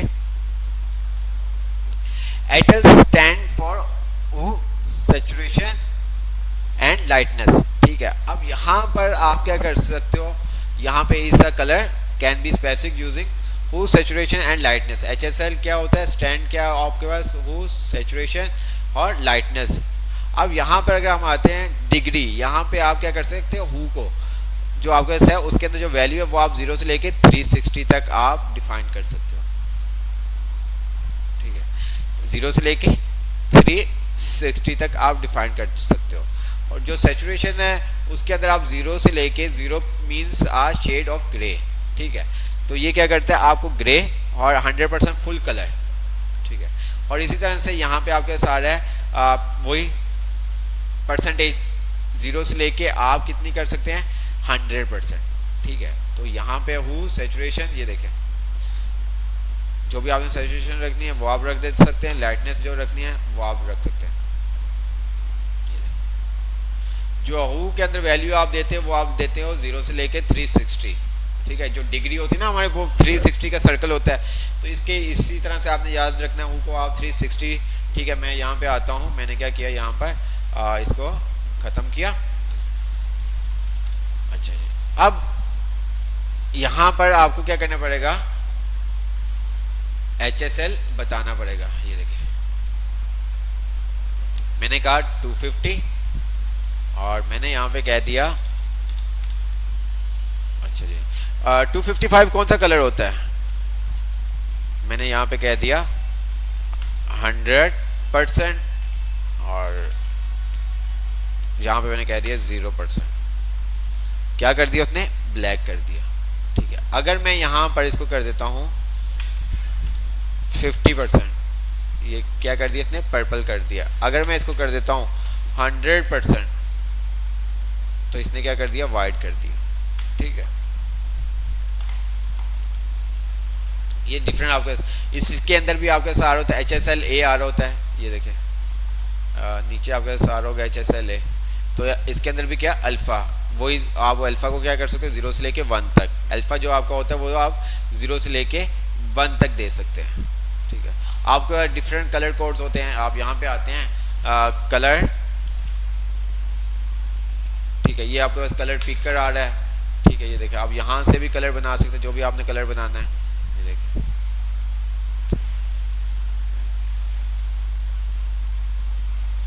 इसके अलावा आपके पास डिफरेंट कलर कोड्स आ रहे होते हैं।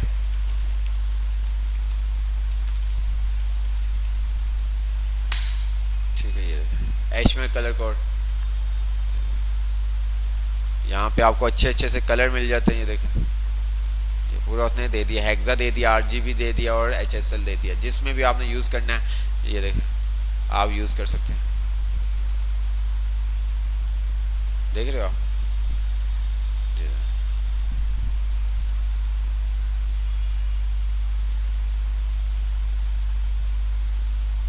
Red, green, blue. तो यहाँ से आपके पास और भी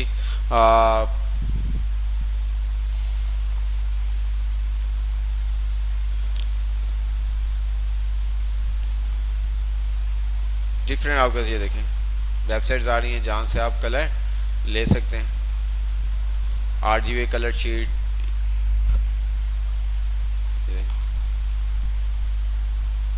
जो भी कलर आपने लेना है।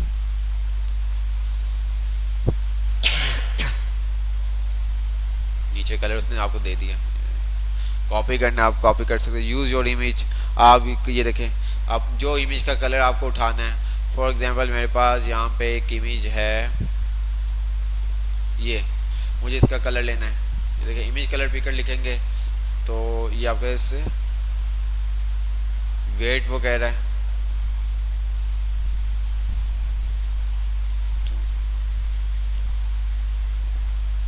आगे जो भी आपने कलर लेना है आप कलर ले सकते हैं। देखिए,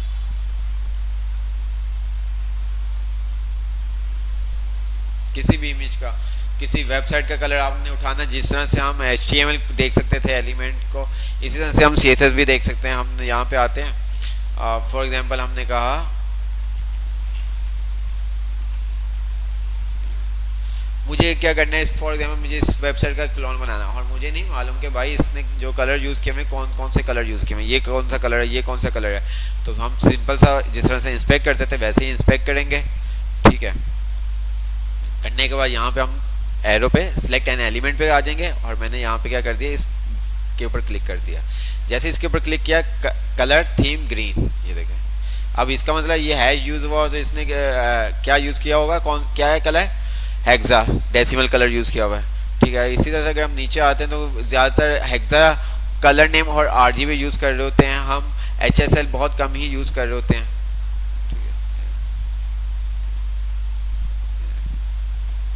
यहाँ पे भी आप देख सकते हैं, देख रहे हैं आप। अच्छा, इम्पोर्टेंट का वर्ड ये हम आप मुझे याद करवा दिएगा, ये एक चीज़ आपको बता दूंगा क्योंकि ये भी आपको पता होनी चाहिए कि इम्पोर्टेंट जिसके आगे लगा होगा तो उसका क्या मतलब है। तो आप कोई भी वेबसाइट आप देखते हो, ठीक है,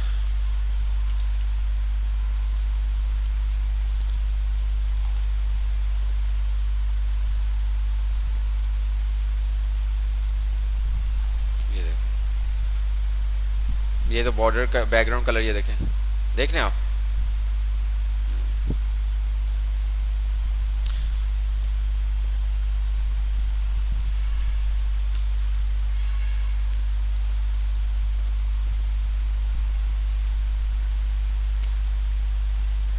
हमने ट्विटर मेरा ट्विटर का अकाउंट सस्पेंड हुआ है, पता नहीं क्या हुआ यार। मुझे इसका कलर देखना है या कुछ भी, ये कलर कौन सा यूज़ हुआ ट्वीट के ऊपर। इंस्पेक्ट पे आता हूँ और यहाँ पे आने के बाद मैं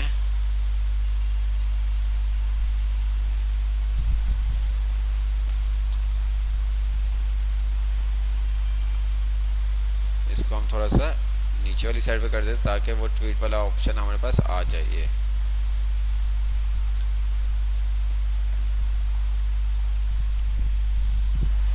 ये देख RGB ठीक है। अब यहाँ से भी आप क्या कलर चेंज कर सकते हैं। देखो मैं यहाँ से चेंज करता हूँ, आप देखिएगा हो गया चेंज।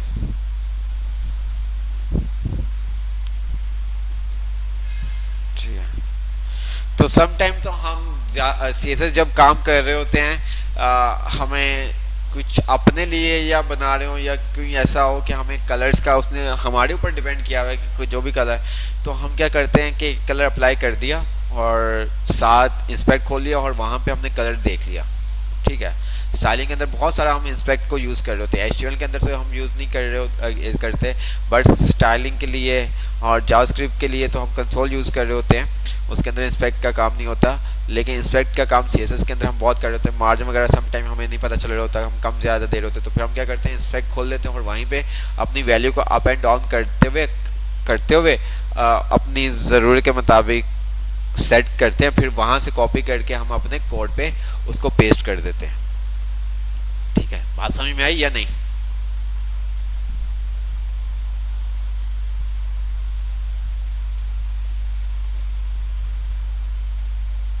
जी, बात समझ में आई।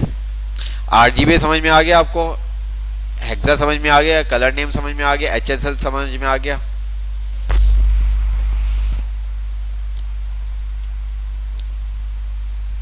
अभी तो आसान है, आगे जब हम फ्लेक्स बॉक्स पढ़ेंगे ना, मिन हाइट मैक्स हाइट, तो मज़ा तो तब आएगा। अभी तो कुछ भी नहीं, जस्ट कलर हमने देखा है, कलर क्या किस तरह से अप्लाई कर सकते हैं, CSS किस तरह से अप्लाई कर सकते हैं। ठीक है, तो ये सब चीज़ें जब हम मिन हाइट मैक्स हाइट, ठीक है, फॉन्ट कलर, बैकग्राउंड कलर, ये तो आपको पता चल गया। चलें आगे चलते हैं।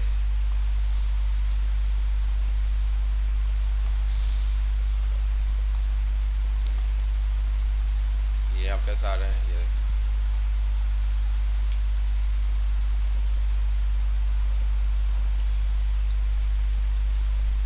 तो ये वाइट कलर, अगर किसी ने डिटेल में जाना तो ये देखिए पूरा उन्होंने बताया हुआ है ये क्या किस तरह से काम कर रहा होता है।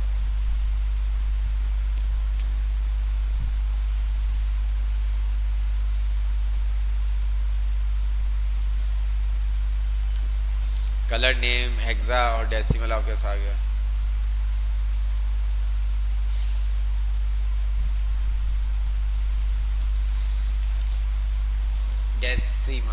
डेसिमल क्या, अब यहाँ पे थोड़ा सा चार्ट आपको, चलो मैं थोड़ा सा एक्सप्लेन कर दूँ ताकि आपको समझ में आ जाए। कलर नेम को तो अभी छोड़े, मैंने आपको कहा था हेक्सा और RGB। ये हेक्सा और डेसिमल कोड मीन्स के ये दोनों सेम है, आपको बताया था अभी, ऐसे ही है। हेक्सा डेसिमल कोड मीन्स के आपका RGB। ठीक है, अब यहाँ पे अगर आप देखो तो आपको बताया था जो 00 है, ये देखो 00 आपका ब्लैक आ गया। FF इसके अंदर हेक्सा के अंदर अब मिनिमम वैल्यू क्या होती है 0 और मैक्सिमम वैल्यू होती है F। तो यहाँ पे भी आपके पास जो RGB में होता है उसके अंदर जो वैल्यू होती है वो आपके पास होती है 0 और मैक्सिमम होती है आपके 255।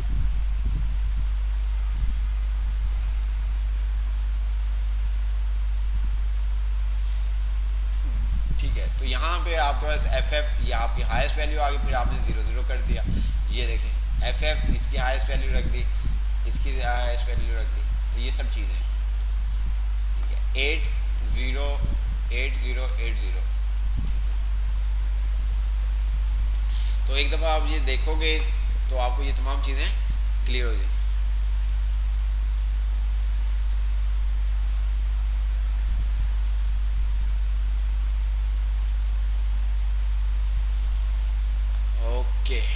तो बुक पे आते हैं। बुक में ये कलर्स थे, कलर नेम आपके साथ आ गए, बैकग्राउंड कलर, अच्छा जी, जिस तरह से कलर हम दे सकते हैं इसी तरह से हम क्या बैकग्राउंड कलर भी दे सकते हैं।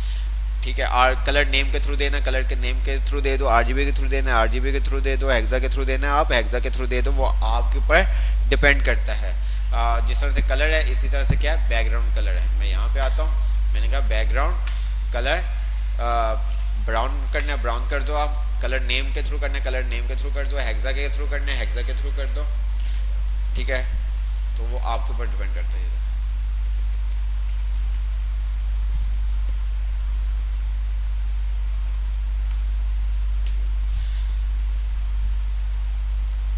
अंडरस्टैंडिंग कलर, यहाँ पे उसने तमाम चीज़ें आपको बताई, ये देखें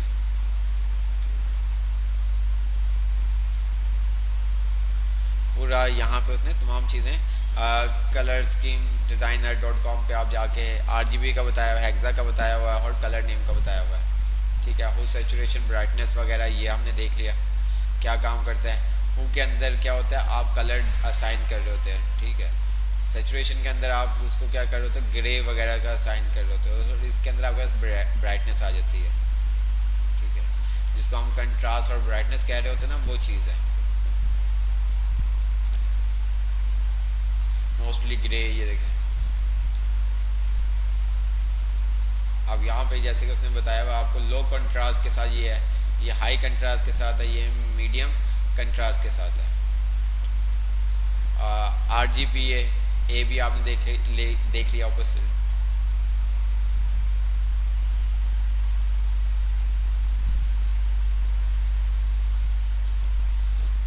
HSL कलर वही ऊपर, HSLA HSL ये सब चीज़ें आपने देख ली। तो ये आपका हो गया कलर का चैप्टर कंप्लीट। ठीक है, समरी लाजमी पढ़ रहिएगा, समरी लाजमी पढ़िएगा, क्योंकि कोई चीज़ समझ में ना आए तो आप पूछ सकते हैं। उसके बाद आपके पास आ जाता है टेक्स्ट, उसके बाद आपके पास आ जाता है टेक्स्ट। टेक्स्ट के अंदर size, typography of text, bold, italic, capitalise, underline, spacing between line, word and letter. अच्छा, ये वही तमाम चीज़ें हैं जो हम ऑलरेडी पढ़ चुके हैं कि नहीं पढ़े। ये जो कह रहा है आपको, ये हमने पढ़ी है या नहीं पढ़ी। Size and typeface of text, bold, italic, capitalise, underline.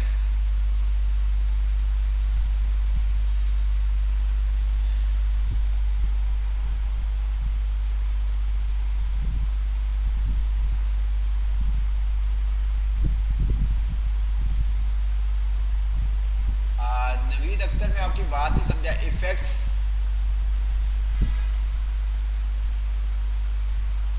हैं HTML में काम पढ़ ली बेटा, HTML में काम पढ़ ली। अच्छा, देखते हैं इसको भी। ठीक है, यहाँ पे ये तमाम चीज़ें आपको बता रहा है। तो नीचे आ जाते हैं, तो ये आपको बता रहा है टाइप फेस टर्मिनोलॉजी। ठीक है, सेरिफ, सेंस सेरिफ। अब यहाँ पे सेरिफ यूज़ हो रहा होता है, वहाँ पे जो आपके पास होता है स्ट्रोक, वो एक जिस मतलब के आप देखिए ये जिस देख रहे हैं, सेंस सेरिफ में आपके पास बिल्कुल चिकौर आपके पास शोर होता है। ठीक है, ये जो टाइप फेस टर्मिनोलॉजी है, कलर टर्मिनोलॉजी है, ये बहुत बड़ी एक होती है। ठीक है, आपको बस ज़्यादा हम जो फॉन्ट यूज़ हो रहे होते हैं वो हम कौन से serif, sans serif, Time New Roman, Arial, ये वाले फॉन्ट यूज़ कर रहे होते हैं। यहाँ पे अगर आप मोनोस्पेस में आते हैं तो वो कह रहा है every letter in monospace for fix width, means के अगर मोनोस्पेस आप यूज़ करें तो उसके अंदर क्या होगा, आपकी जो विड्थ होगी वो क्या होगी, सेम होगी। ठीक है, वो आपकी विड्थ क्या होगी, लेटर्स की सेम होगी। अब यहाँ पे वो कह रहा है कि सन सेरिफ के अंदर जो आपका B4 है मच क्लीनर डिज़ाइन। ठीक है, जो एंड होगा वो बिल्कुल क्लीन होगा, ये देखें। लेकिन इसके अंदर क्या होगा, थोड़ा सा एजेस आपके स्ट्रोक्स निकले होंगे। क्या होगा, स्ट्रोक्स निकले होंगे। ठीक है, अब यहाँ पे इसने बताया हुआ है in print serif font where traditional use long passage text because they we consider. ठीक है, तो अगर प्रिंट के लिए आप यूज़ कर रहे होते तो आप ज़्यादातर ये यूज़ कर रहे होते। स्क्रीन है लो रेजोल्यूशन के लिए हम ये यूज़ कर रहे होते हैं। ठीक है, तो आप अपनी मर्ज़ी से जो चाहें फ़ॉन्ट यूज़ कर सकते हैं। ऐसा नहीं है कि जो इसने कहा है वो फ़ॉन्ट आप यूज़ कर सकते हैं, आप अपनी मर्ज़ी से तमाम फ़ॉन्ट यूज़ कर सकते हैं। यहाँ पे उसने उसकी हाइट वगैरह बताई हुई है। ठीक है, ascender above the cap height. ठीक है, cap height top of the floor letter. ठीक है, अब यहाँ पे आपके साथ आ जाता है वेट, स्टाइल और स्ट्रेच। अच्छा, वेट के अंदर क्या आपके पास आ जाता है, लाइट, मीडियम, बोल्ड और ब्लैक। क्या वेट के अंदर क्या आ जाता है आपके पास, लाइट, मीडियम, बोल्ड और ब्लैक। अगर हम यहाँ पे आते हैं टेक्स्ट फ़ॉन्ट की बात कर रहा था या टेक्स्ट की, दोनों ओपन करके देख लेते हैं, बाकी हम चीज़ें अपनी बंद कर देते हैं।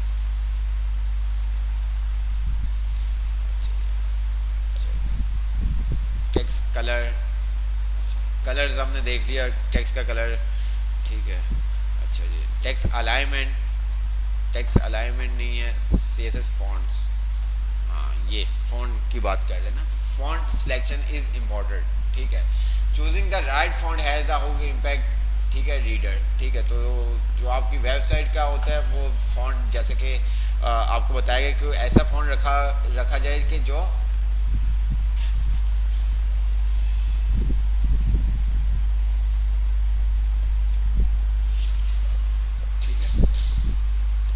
ऐसा फ़ॉन्ट होना चाहिए कि जो क्या पढ़ने में आसानी हो, जिस तरह से आपने वर्ड में भी देखा था। Generic font family, serif, sans serif, monospace, ठीक है, फन, ये तमाम चीज़ें आपको बता रही है। देखें sans serif में इस तरह से होता है, सेरिफ में ये, और रेड सेरिफ उसने बता दी है। सेरिफ क्या होता है, आपके एजेस होते हैं, ये देखें। On computer screen sans serif font is consider इधर रीड, मतलब कि जो sans serif है वो क्या होता है आपका इजी से, सेरिफ जो है आपके पास इजी से आप उसको क्या कर सकते हैं, रीड कर सकते हैं। ये देखें टाइम न्यू रोमन, आपको बताया था, ये देखें सेरिफ के अंदर जो आपके पास फॉन्ट नेम आते हैं वो क्या आता है, टाइम न्यू रोमन आता है, एरियल आता है, ये नाम सुने हुए ना आपने, टाइम न्यू रोमन आपको कहा था, ठीक है। अब सेरिफ के अंदर कौन कौन सा फॉन्ट आपके पास आते हैं, टाइम न्यू रोमन आता है, जोरेक आपके पास आता है, ठीक है। इसी तरह से sans serif के अंदर आपके पास एरियल आ रहा होता है, मोनोस्पेस के अंदर आप कोरियर नेम आपके पास आ रहा होता है, जो ज़्यादातर यूज़ कर रहे होते हैं। तो ये सब चीज़ें अब इनको हम यूज़ कैसे कर सकते हैं, the CSS font family properties, ठीक है। किसकी फॉन्ट फैमिली प्रॉपर्टीज़ है, फॉन्ट फैमिली, और आगे आप क्या करते हो, उसका नेम असाइन करते हो। तो हम यहाँ पे आते हैं, तो हमने क्या किया, फॉन्ट फैमिली, ठीक है, स्पेसिफिक। अब यहाँ पे अगर डिफरेंट आपके फॉन्ट्स आ रहे हैं, यहाँ पे एक से 3 फॉन्ट आपके पास आ रहे हैं, देखें courier, courier new, courier, monospace, ये देखें, देख रहे हैं आप। अच्छा, इसका मकसद क्या होता है कि अगर एक फॉन्ट नहीं है किसी सिस्टम के अंदर, फॉर एग्जांपल आपने कोरियर न्यू, कोरियर, ये मोनोस्पेस, तीनों एक जैसे हैं, अगर एक नहीं चलेगा तो वो दूसरा चला देगा, दूसरा नहीं चलेगा तो तीसरा चला देगा, ठीक है।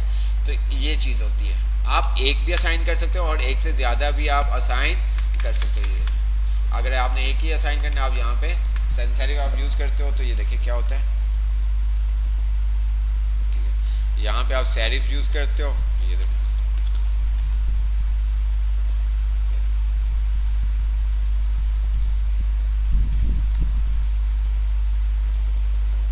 बाय डिफ़ॉल्ट जो आपका फॉन्ट यूज़ हो रहा होता है वो कौन सा हो रहा था, सेरिफ यूज़ हो रहा होता है। ये देखें मैं यहाँ पे इसको अनकमेंट कर देता हूँ, और ये देखें कोई आपको फ़र्क नज़र नहीं आएगा, ठीक है। बट अगर मैं इसको sans serif करता हूँ तो फिर आपके पास फ़र्क नज़र आएगा। अच्छा, इसको मैं पहले कमेंट कर देता हूँ, ये देखें, देख रहे हो आप। लेकिन अगर मैं इसको sans serif करता हूँ तो ये आपका डेफिनेट चेंज हो जाएगा। तो बाय डिफ़ॉल्ट जो हमारा फॉन्ट यूज़ हो रहा होता है वो और होता है क्या, सेरिफ, देख लो, इसके अंदर एजेस नहीं होते आपके पास, स्ट्रोक नहीं होता, ठीक है। तो आप यहाँ पे सिंपल एक फॉन्ट भी यूज़ करना चाहें आप कर सकते हैं, ये देखें, ठीक है।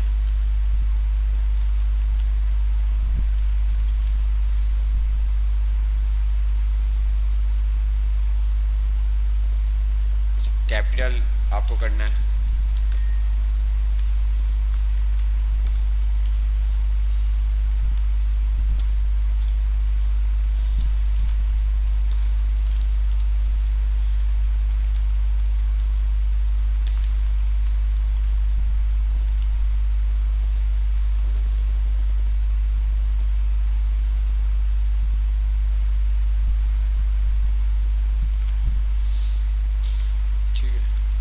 तो आप यहाँ पे कोई भी फॉन्ट जो आपके सारा, ये देखें सम डिफरेंट पैराग्राफ, तो हम भी चलो ऐसा कर लेते हैं।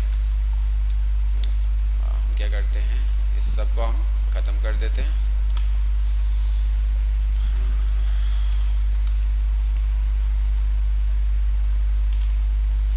पैरा 1, पैरा 2 और पैरा 3। अच्छा जी, अब मुझे सब पे अलग अलग पैराग्राफ के ऊपर अलग अलग क्या करनी है, फॉन्ट स्टाइल अप्लाई करना है। मुझे पैरा 1 पे अलग फॉन्ट स्टाइल अप्लाई करना है, पैराग्राफ 2 के ऊपर अलग फॉन्ट स्टाइल अप्लाई करना है और पैराग्राफ 3 के ऊपर अलग फॉन्ट स्टाइल अप्लाई करना है।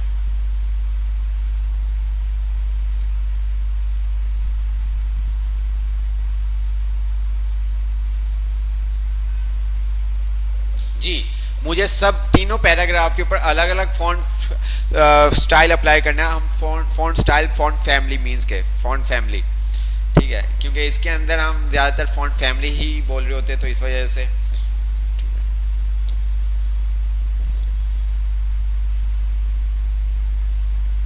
क्या करेंगे, आईडी दे देंगे। हमने कहा आईडी, ठीक है, हमने दे दी P1, ठीक है। इसी को हम कॉपी कर लेते हैं, कंट्रोल C, कंट्रोल V, और इसी तरह से हम नीचे आते हैं और इसको भी हमने आईडी दे दी। ओके,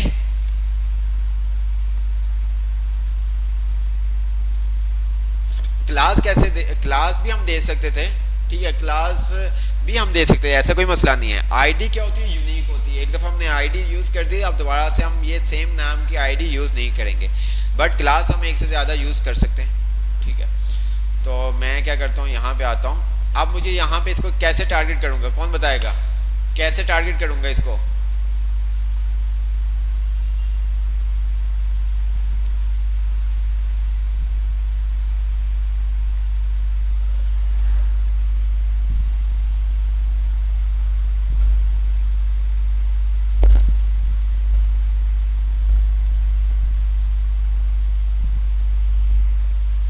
हैश, ठीक है, और P1 कर लीजिए। अब मैंने यहाँ पे कह दिया फॉन्ट क्या फैमिली। ये जो ज़्यादा हमारे पास यूज़ हो रहे थे हम उसी को ले लेते हैं। अगर मैं क्या यहाँ पर कॉमा लगा दूँ और यहाँ पे P2 लिख दूँ तो काम हो जाएगा मेरा, काम हो जाएगा मेरा या नहीं? जी, मेरा काम हो जाएगा।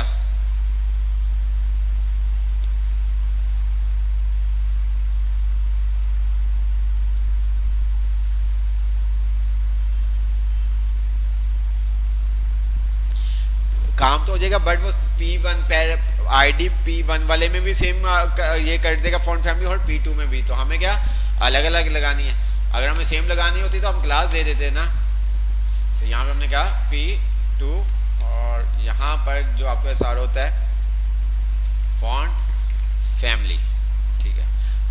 यहाँ पे टाइम न्यू रोमन, ठीक है। इसी तरह से हम आ गए यहाँ पर तीसरा P3 और एंटर किया फॉन्ट फैमिली, और यहाँ पे आपके पास आ रहा होता है तीसरा, आपके पास आ रहा होता है एरियल, ठीक है।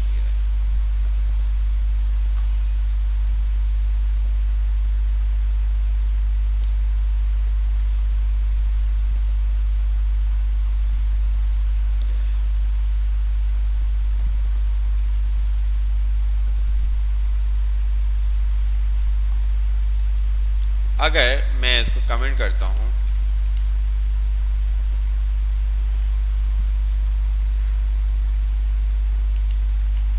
देख रहे हो,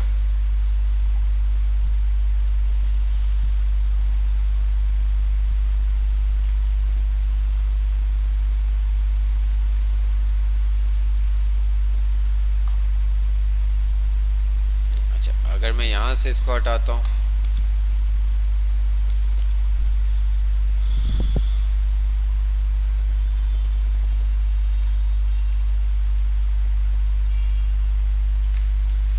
आप इस तरह से खेलोगे तो आपको समझ में आएगा। आप यहाँ से इसको हटाओ, ठीक है। जब तक इस तरह से आप खेलोगे नहीं तब तक आपको चीज़ें समझ में नहीं आएंगी।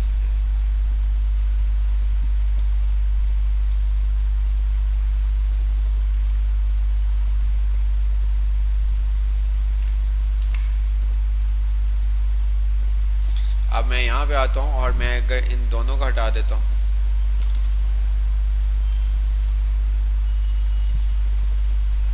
तो 3 देने का मकसद ये होता है कि एक ना काम करें तो दूसरी ना मिले तो तीसरी यूज़ कर दे, ठीक है। एक ना मिले तो दूसरी इन तीनों में से जो भी होगी वो आपकी अप्लाई हो जाएगी। मींस के ये फ़ॉन्ट फैमिली नाम चेंज है और है एक ही, ठीक है। अब यहाँ पे आपने क्या है उसकी कैटेगरीज बता दी, मोनोस्पेस, ठीक है। जैसे कि ये देखो, ये क्या मोनोस्पेस के ये फ़ॉन्ट आपके सारे हैं, ये सेरिफ के आपके सारे, और ये आपके पास सन सेरिफ का है, जिस तरह से यहाँ पे इसने आपको बताया हुआ है।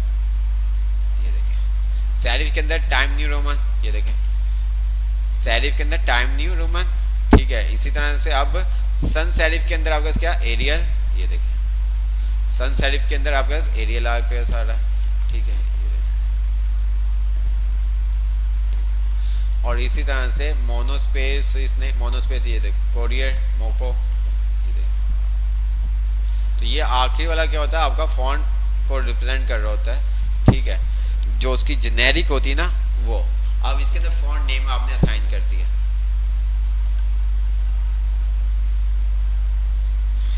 अपना फॉन्ट भी हम कर सकते हैं, वो हम आगे जाके आपको बताएंगे किस तरह से कर सकते हैं, हम आगे जाके आपको बताएंगे, ठीक है, ठीक है।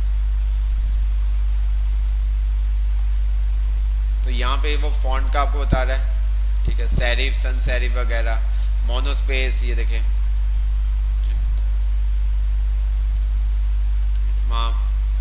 चीज़ें आपको बता रहा है फॉन्ट। अब इसी तरह से फॉन्ट फैमिली रूल्स अप्लाई करने का वो आपको बता रहा है, ठीक है। Allow the specific typeface should be use text inside element, ठीक है। तो अगर हम यहाँ पे आते हैं तो नीचे इसने आपको डिफरेंट आपको बता दिया, different font name belong on the generic font family, ठीक है। ये आपके पास क्या है, फॉन्ट हैव क्लीन लाइन, ये क्लीन लाइन आपके पास होता है। ये अब मोनोस्पेस आपको बता रहा है, लेटर सेम फिक्स विड्थ होता है आपके पास, ठीक है। ये मैकेनिकल लुक, ठीक है, ये तमाम चीज़ें आपको वो बता रहा है। ये देखें प्लेफुल फॉन्ट, ठीक है, हैंड राइटिंग वुमेन की तरह लिखे तो ये आप क्या करते हो, ये वाला फॉन्ट यूज़ करते हैं। अब यहाँ पे अगर आप आते हैं तो the CSS font family property, in CSS we use font family property specific the font of text, ठीक है। Not if the font name is more than one word is most in quotation mark like time new roman। जिस तरह से यहाँ पे अगर आपको एक देना है तो आपको क्या करना पड़ेगा, कोटेशन मार्क के अंदर देना होगा। अब यहाँ पे क्या, in the font name is more than one word, ठीक है।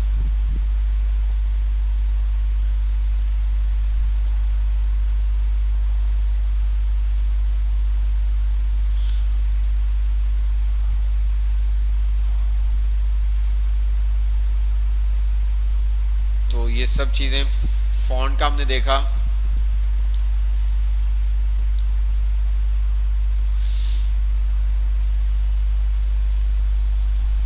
ठीक है, इसी तरह से वेब से आप फ़ॉन्ट डाउनलोड कर सकते हैं।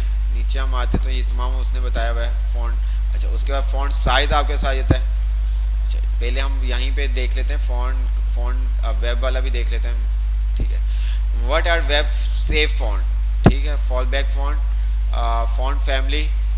अब वो आपको बता रहा है बेस्ट वेब सेफ फॉन्ट, जो आपका बेस्ट है ना वेब के, तो वो यहाँ पे कुछ उसके नाम बता रहा है आपको फॉन्ट्स के। एरियल, ये देखें आपको एग्जांपल दे रहा है सबकी, तो आप यहाँ से भी ये देख सकते हैं।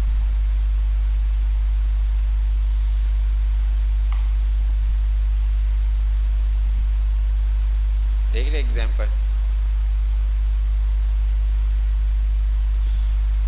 फॉन्ट स्टाइल, अगर आपने क्या करना है, इटैलिक करना है, पर ठीक है, इटैलिक करना है अपने टेक्स्ट को, तो आप क्या करते हो, फॉन्ट स्टाइल, उसका स्टाइल अगर आपने चेंज करना है, ठीक है, नॉर्मल करना है, इटैलिक करना है या ऑब्लिक करना है, तो उसके लिए आप क्या करते हो, यहाँ पे इसने बुक में हम आते हैं तो यहाँ पे इसने डेफिनेट ऊपर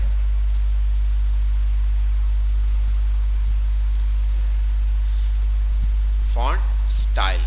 अब यहाँ पे फॉन्ट वेट आएगा, अगर आपने वेट उसका करना है ना, ये देखें, तो आपको क्या करना पड़ेगा, फॉन्ट वेट, ये देख रहे हो, फॉन्ट वेट, फॉन्ट स्टाइल, ठीक है। तो ये आपके पास वेट, अगर आपने लाइट रखना है, मीडियम रखना है, आपने जो भी रखना है वो आप यहाँ पे फ़ॉन्ट वेट पे आते हैं। तो 10% आपने फ़ॉन्ट वेट रखना है, 200 रखना है। ये medium, semi bold, bold, extra bold, heavy, same has, ठीक है। ये देखें स्पेसिफिक, ये देखें जो भी आपने यहाँ पे रखना है, बोल्डर रखना है, ये देखें ब्लैक हैवी, ठीक है। मैं ब्लैक हैवी भी करता हूँ, ये देखिए क्या होता है, देख रहे हो आप। मैंने इसको जो भी वैल्यू देनी है वो मैं दे सकता हूँ। ये देखिए 500 दिया तो इसने क्या किया आपके, ये देखें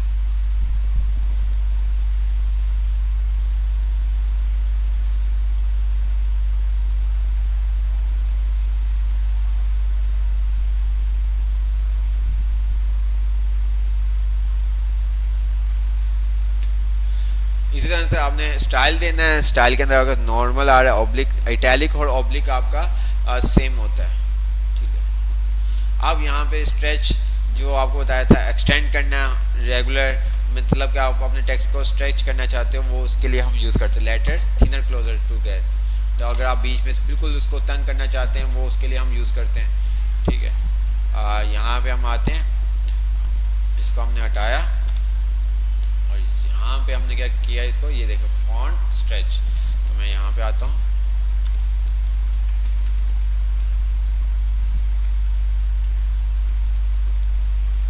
यहाँ पे वो बता भी रहा है सिलेक्ट आ नॉर्मल, ठीक है। ये तमाम चीज़ें फेज फ्रॉम फॉन्ट फैमिली, आप ये देखें,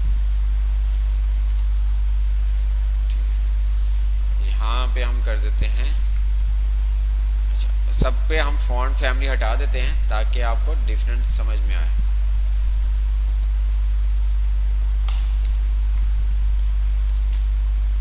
फॉन्ट, अच्छा आप ऐसा भी कर सकते हो, जब आपको पता है कि आपने क्या चीज़ यूज़ करनी है, आपने एफ लिखा, हाइफन का साइन लगाया और आगे एस लिखेंगे तो वो आपको डायरेक्ट वहाँ पे ले जाएगा, ठीक है। तो आप डायरेक्ट भी इस तरह से जा सकते हैं।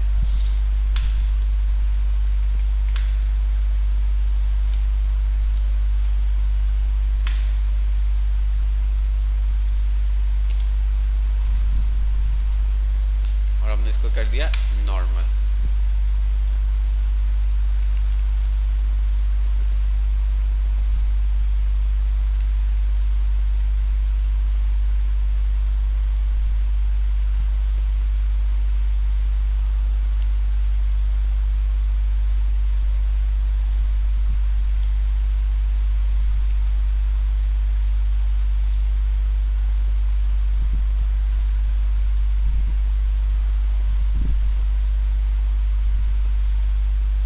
ये देखिए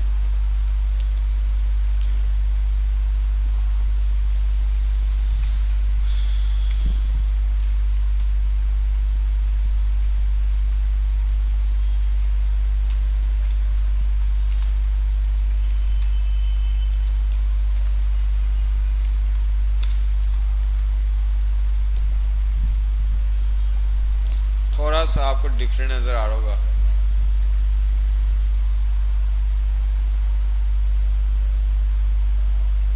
इसको हम पैरा वन ही कर देते ताकि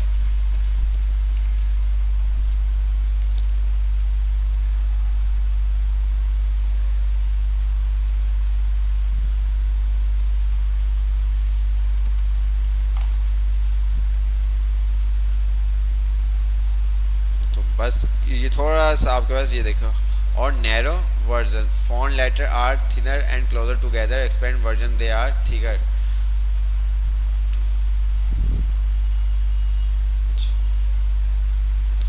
अब फॉन्ट फैमिली आपने देख ली थी, specific typeface font family किस तरह से आप असाइन कर सकते हैं। अच्छा फॉन्ट साइज, तो हम क्या करेंगे नेक्स्ट क्लास के अंदर फॉन्ट साइज से स्टार्ट करेंगे और हाँ फॉन्ट साइज से हम स्टार्ट करेंगे।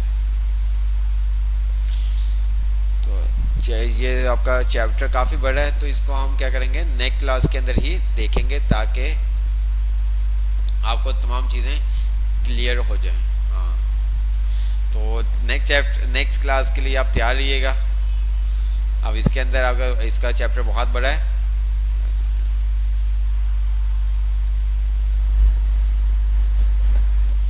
ठीक है।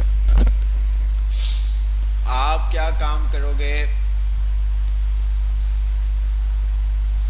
अगर मैं आपको बोलूँ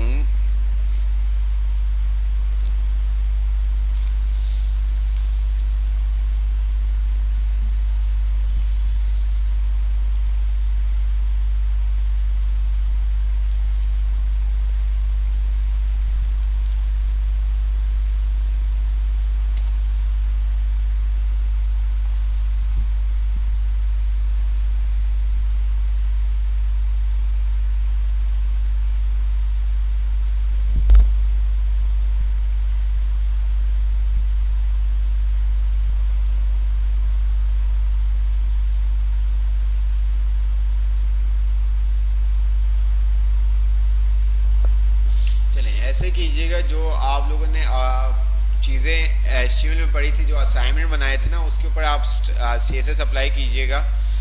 ठीक है, उसके अंदर आप CSS अप्लाई कीजिएगा। और जहाँ हमारा जो चैप्टर है टेक्स्ट वाला, ये जब कंप्लीट हो जाएगा तो इंशाल्लाह ताला फिर आपको प्रॉपर असाइनमेंट्स मैं दूंगा। ठीक है, या आप थोड़ा सा हमने देख लिया था तो आप इस तरह की चीज़ें भी बना सकते हो। ठीक है, कुछ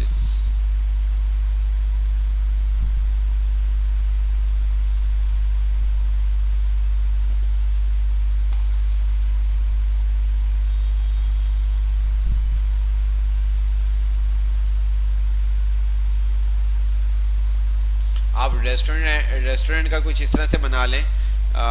मैं क्या करता हूँ, आपको इमेज शो करता हूँ।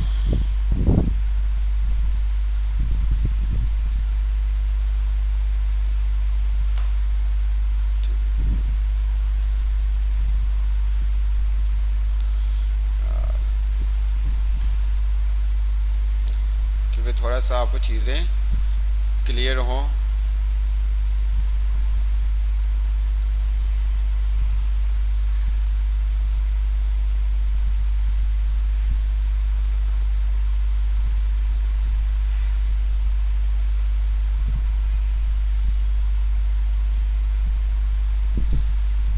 मैं आपको जस्ट थोड़ा सा हिंट दूंगा, तो बाकी आपने समझ जाना है काम क्या करना है आपने।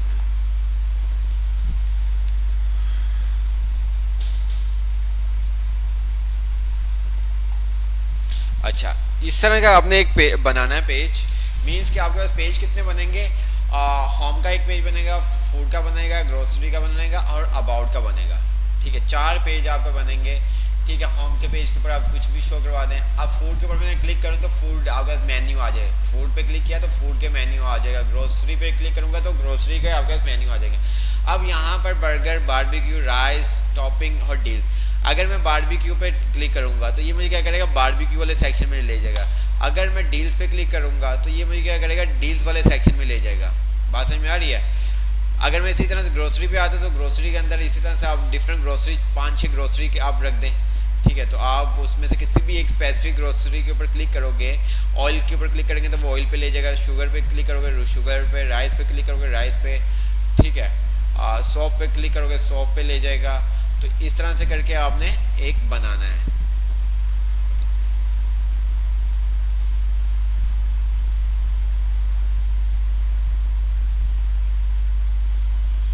हाँ जी बिल्कुल जुल्फ़िकार भाई, इम्पोर्टेंट को नेक्स्ट क्लास के अंदर जब हम करेंगे ना CSS, तो फिर उसके अंदर आपको बता दिया जाएगा। ठीक है, अच्छा ऐसा कीजिएगा, इम्पोर्टेंट जो मैंने आपको कहा था समझ में आ गया। आपने 4 पेज बनाने हैं, होम का हो जाएगा, फूड का हो जाएगा और एक आपका ग्रोसरी का और एक अबाउट का। होम के पेज के ऊपर आपने कुछ टेक्स्ट दे दिया, पिक्चर दे दी, आपके ऊपर जो आपके जेहन में आता है डिज़ाइन आप वो बना सकते हैं।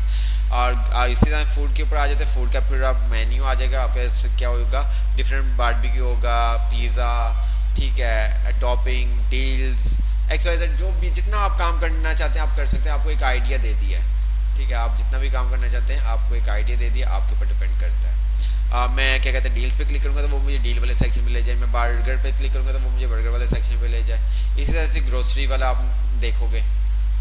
ठीक है, तो जितना आपको समझ में आता है, जितना अच्छा आप बना सकते हैं, आपके पास बहुत दिन है तो आप बना के हमें दिखाइएगा, फिर हम देखते हैं सबसे अच्छा किसका है। और दूसरा काम क्या करना है आपने, इम्पोर्टेंट। ठीक है, इम्पोर्टेंट मीन्स के ये क्या करते हैं हम, मैं आपको बता देता हूँ और करेंगे आप। अब आपने क्या करना है कि आपको पता चल गया था कि इनलाइन की ज़्यादा प्रायोरिटी है या एक्सटर्नल की या इनलाइन की, ऐसे ही है। अब आपने क्या काम करना है, जब आपने इनलाइन यूज़ की हुई है या इंटरनल एक्सटर्नल यूज़ की है, एक से ज़्यादा आपने यूज़ की हुई है। इनलाइन भी स्टाइलिंग की हुई है आपने किसी टैग के ऊपर, एलिमेंट के ऊपर, और आपने इंटरनल या एक्सटर्नल। अब आप क्या करो कि इंटरनल या एक्सटर्नल के अंदर कलर या बैकग्राउंड कलर जो भी आप दे रहे हो उसके आगे क्या करना है, एक्सक्लेमेशन मार्क लगा के आपने इंपॉर्टेंट लिख के देखना कि होता क्या है। फिर मैं आपसे नेक्स्ट क्लास में पूछूंगा। बात समझ में आई? आपने H1 का एक टैग लिया और उसके अंदर आपने इनलाइन CSS कर दी, और आपने क्या कर दिया, एक्सटर्नल फाइल या इंटरनल जो भी आपने CSS अप्लाई कर रहे हो, सेम CSS अप्लाई करनी है, और वहाँ पे आपने क्या कर देना, उसको इंपॉर्टेंट आगे एक्सक्लेमेशन मार्क और इंपॉर्टेंट लिख देना है।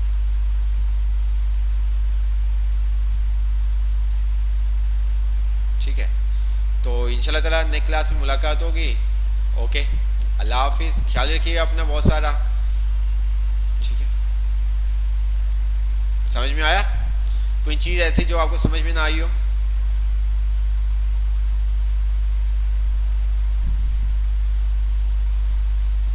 और अभी क्लास एंड नहीं की तो आप देख सकते हो कि हमारे पास स्टूडेंट्स,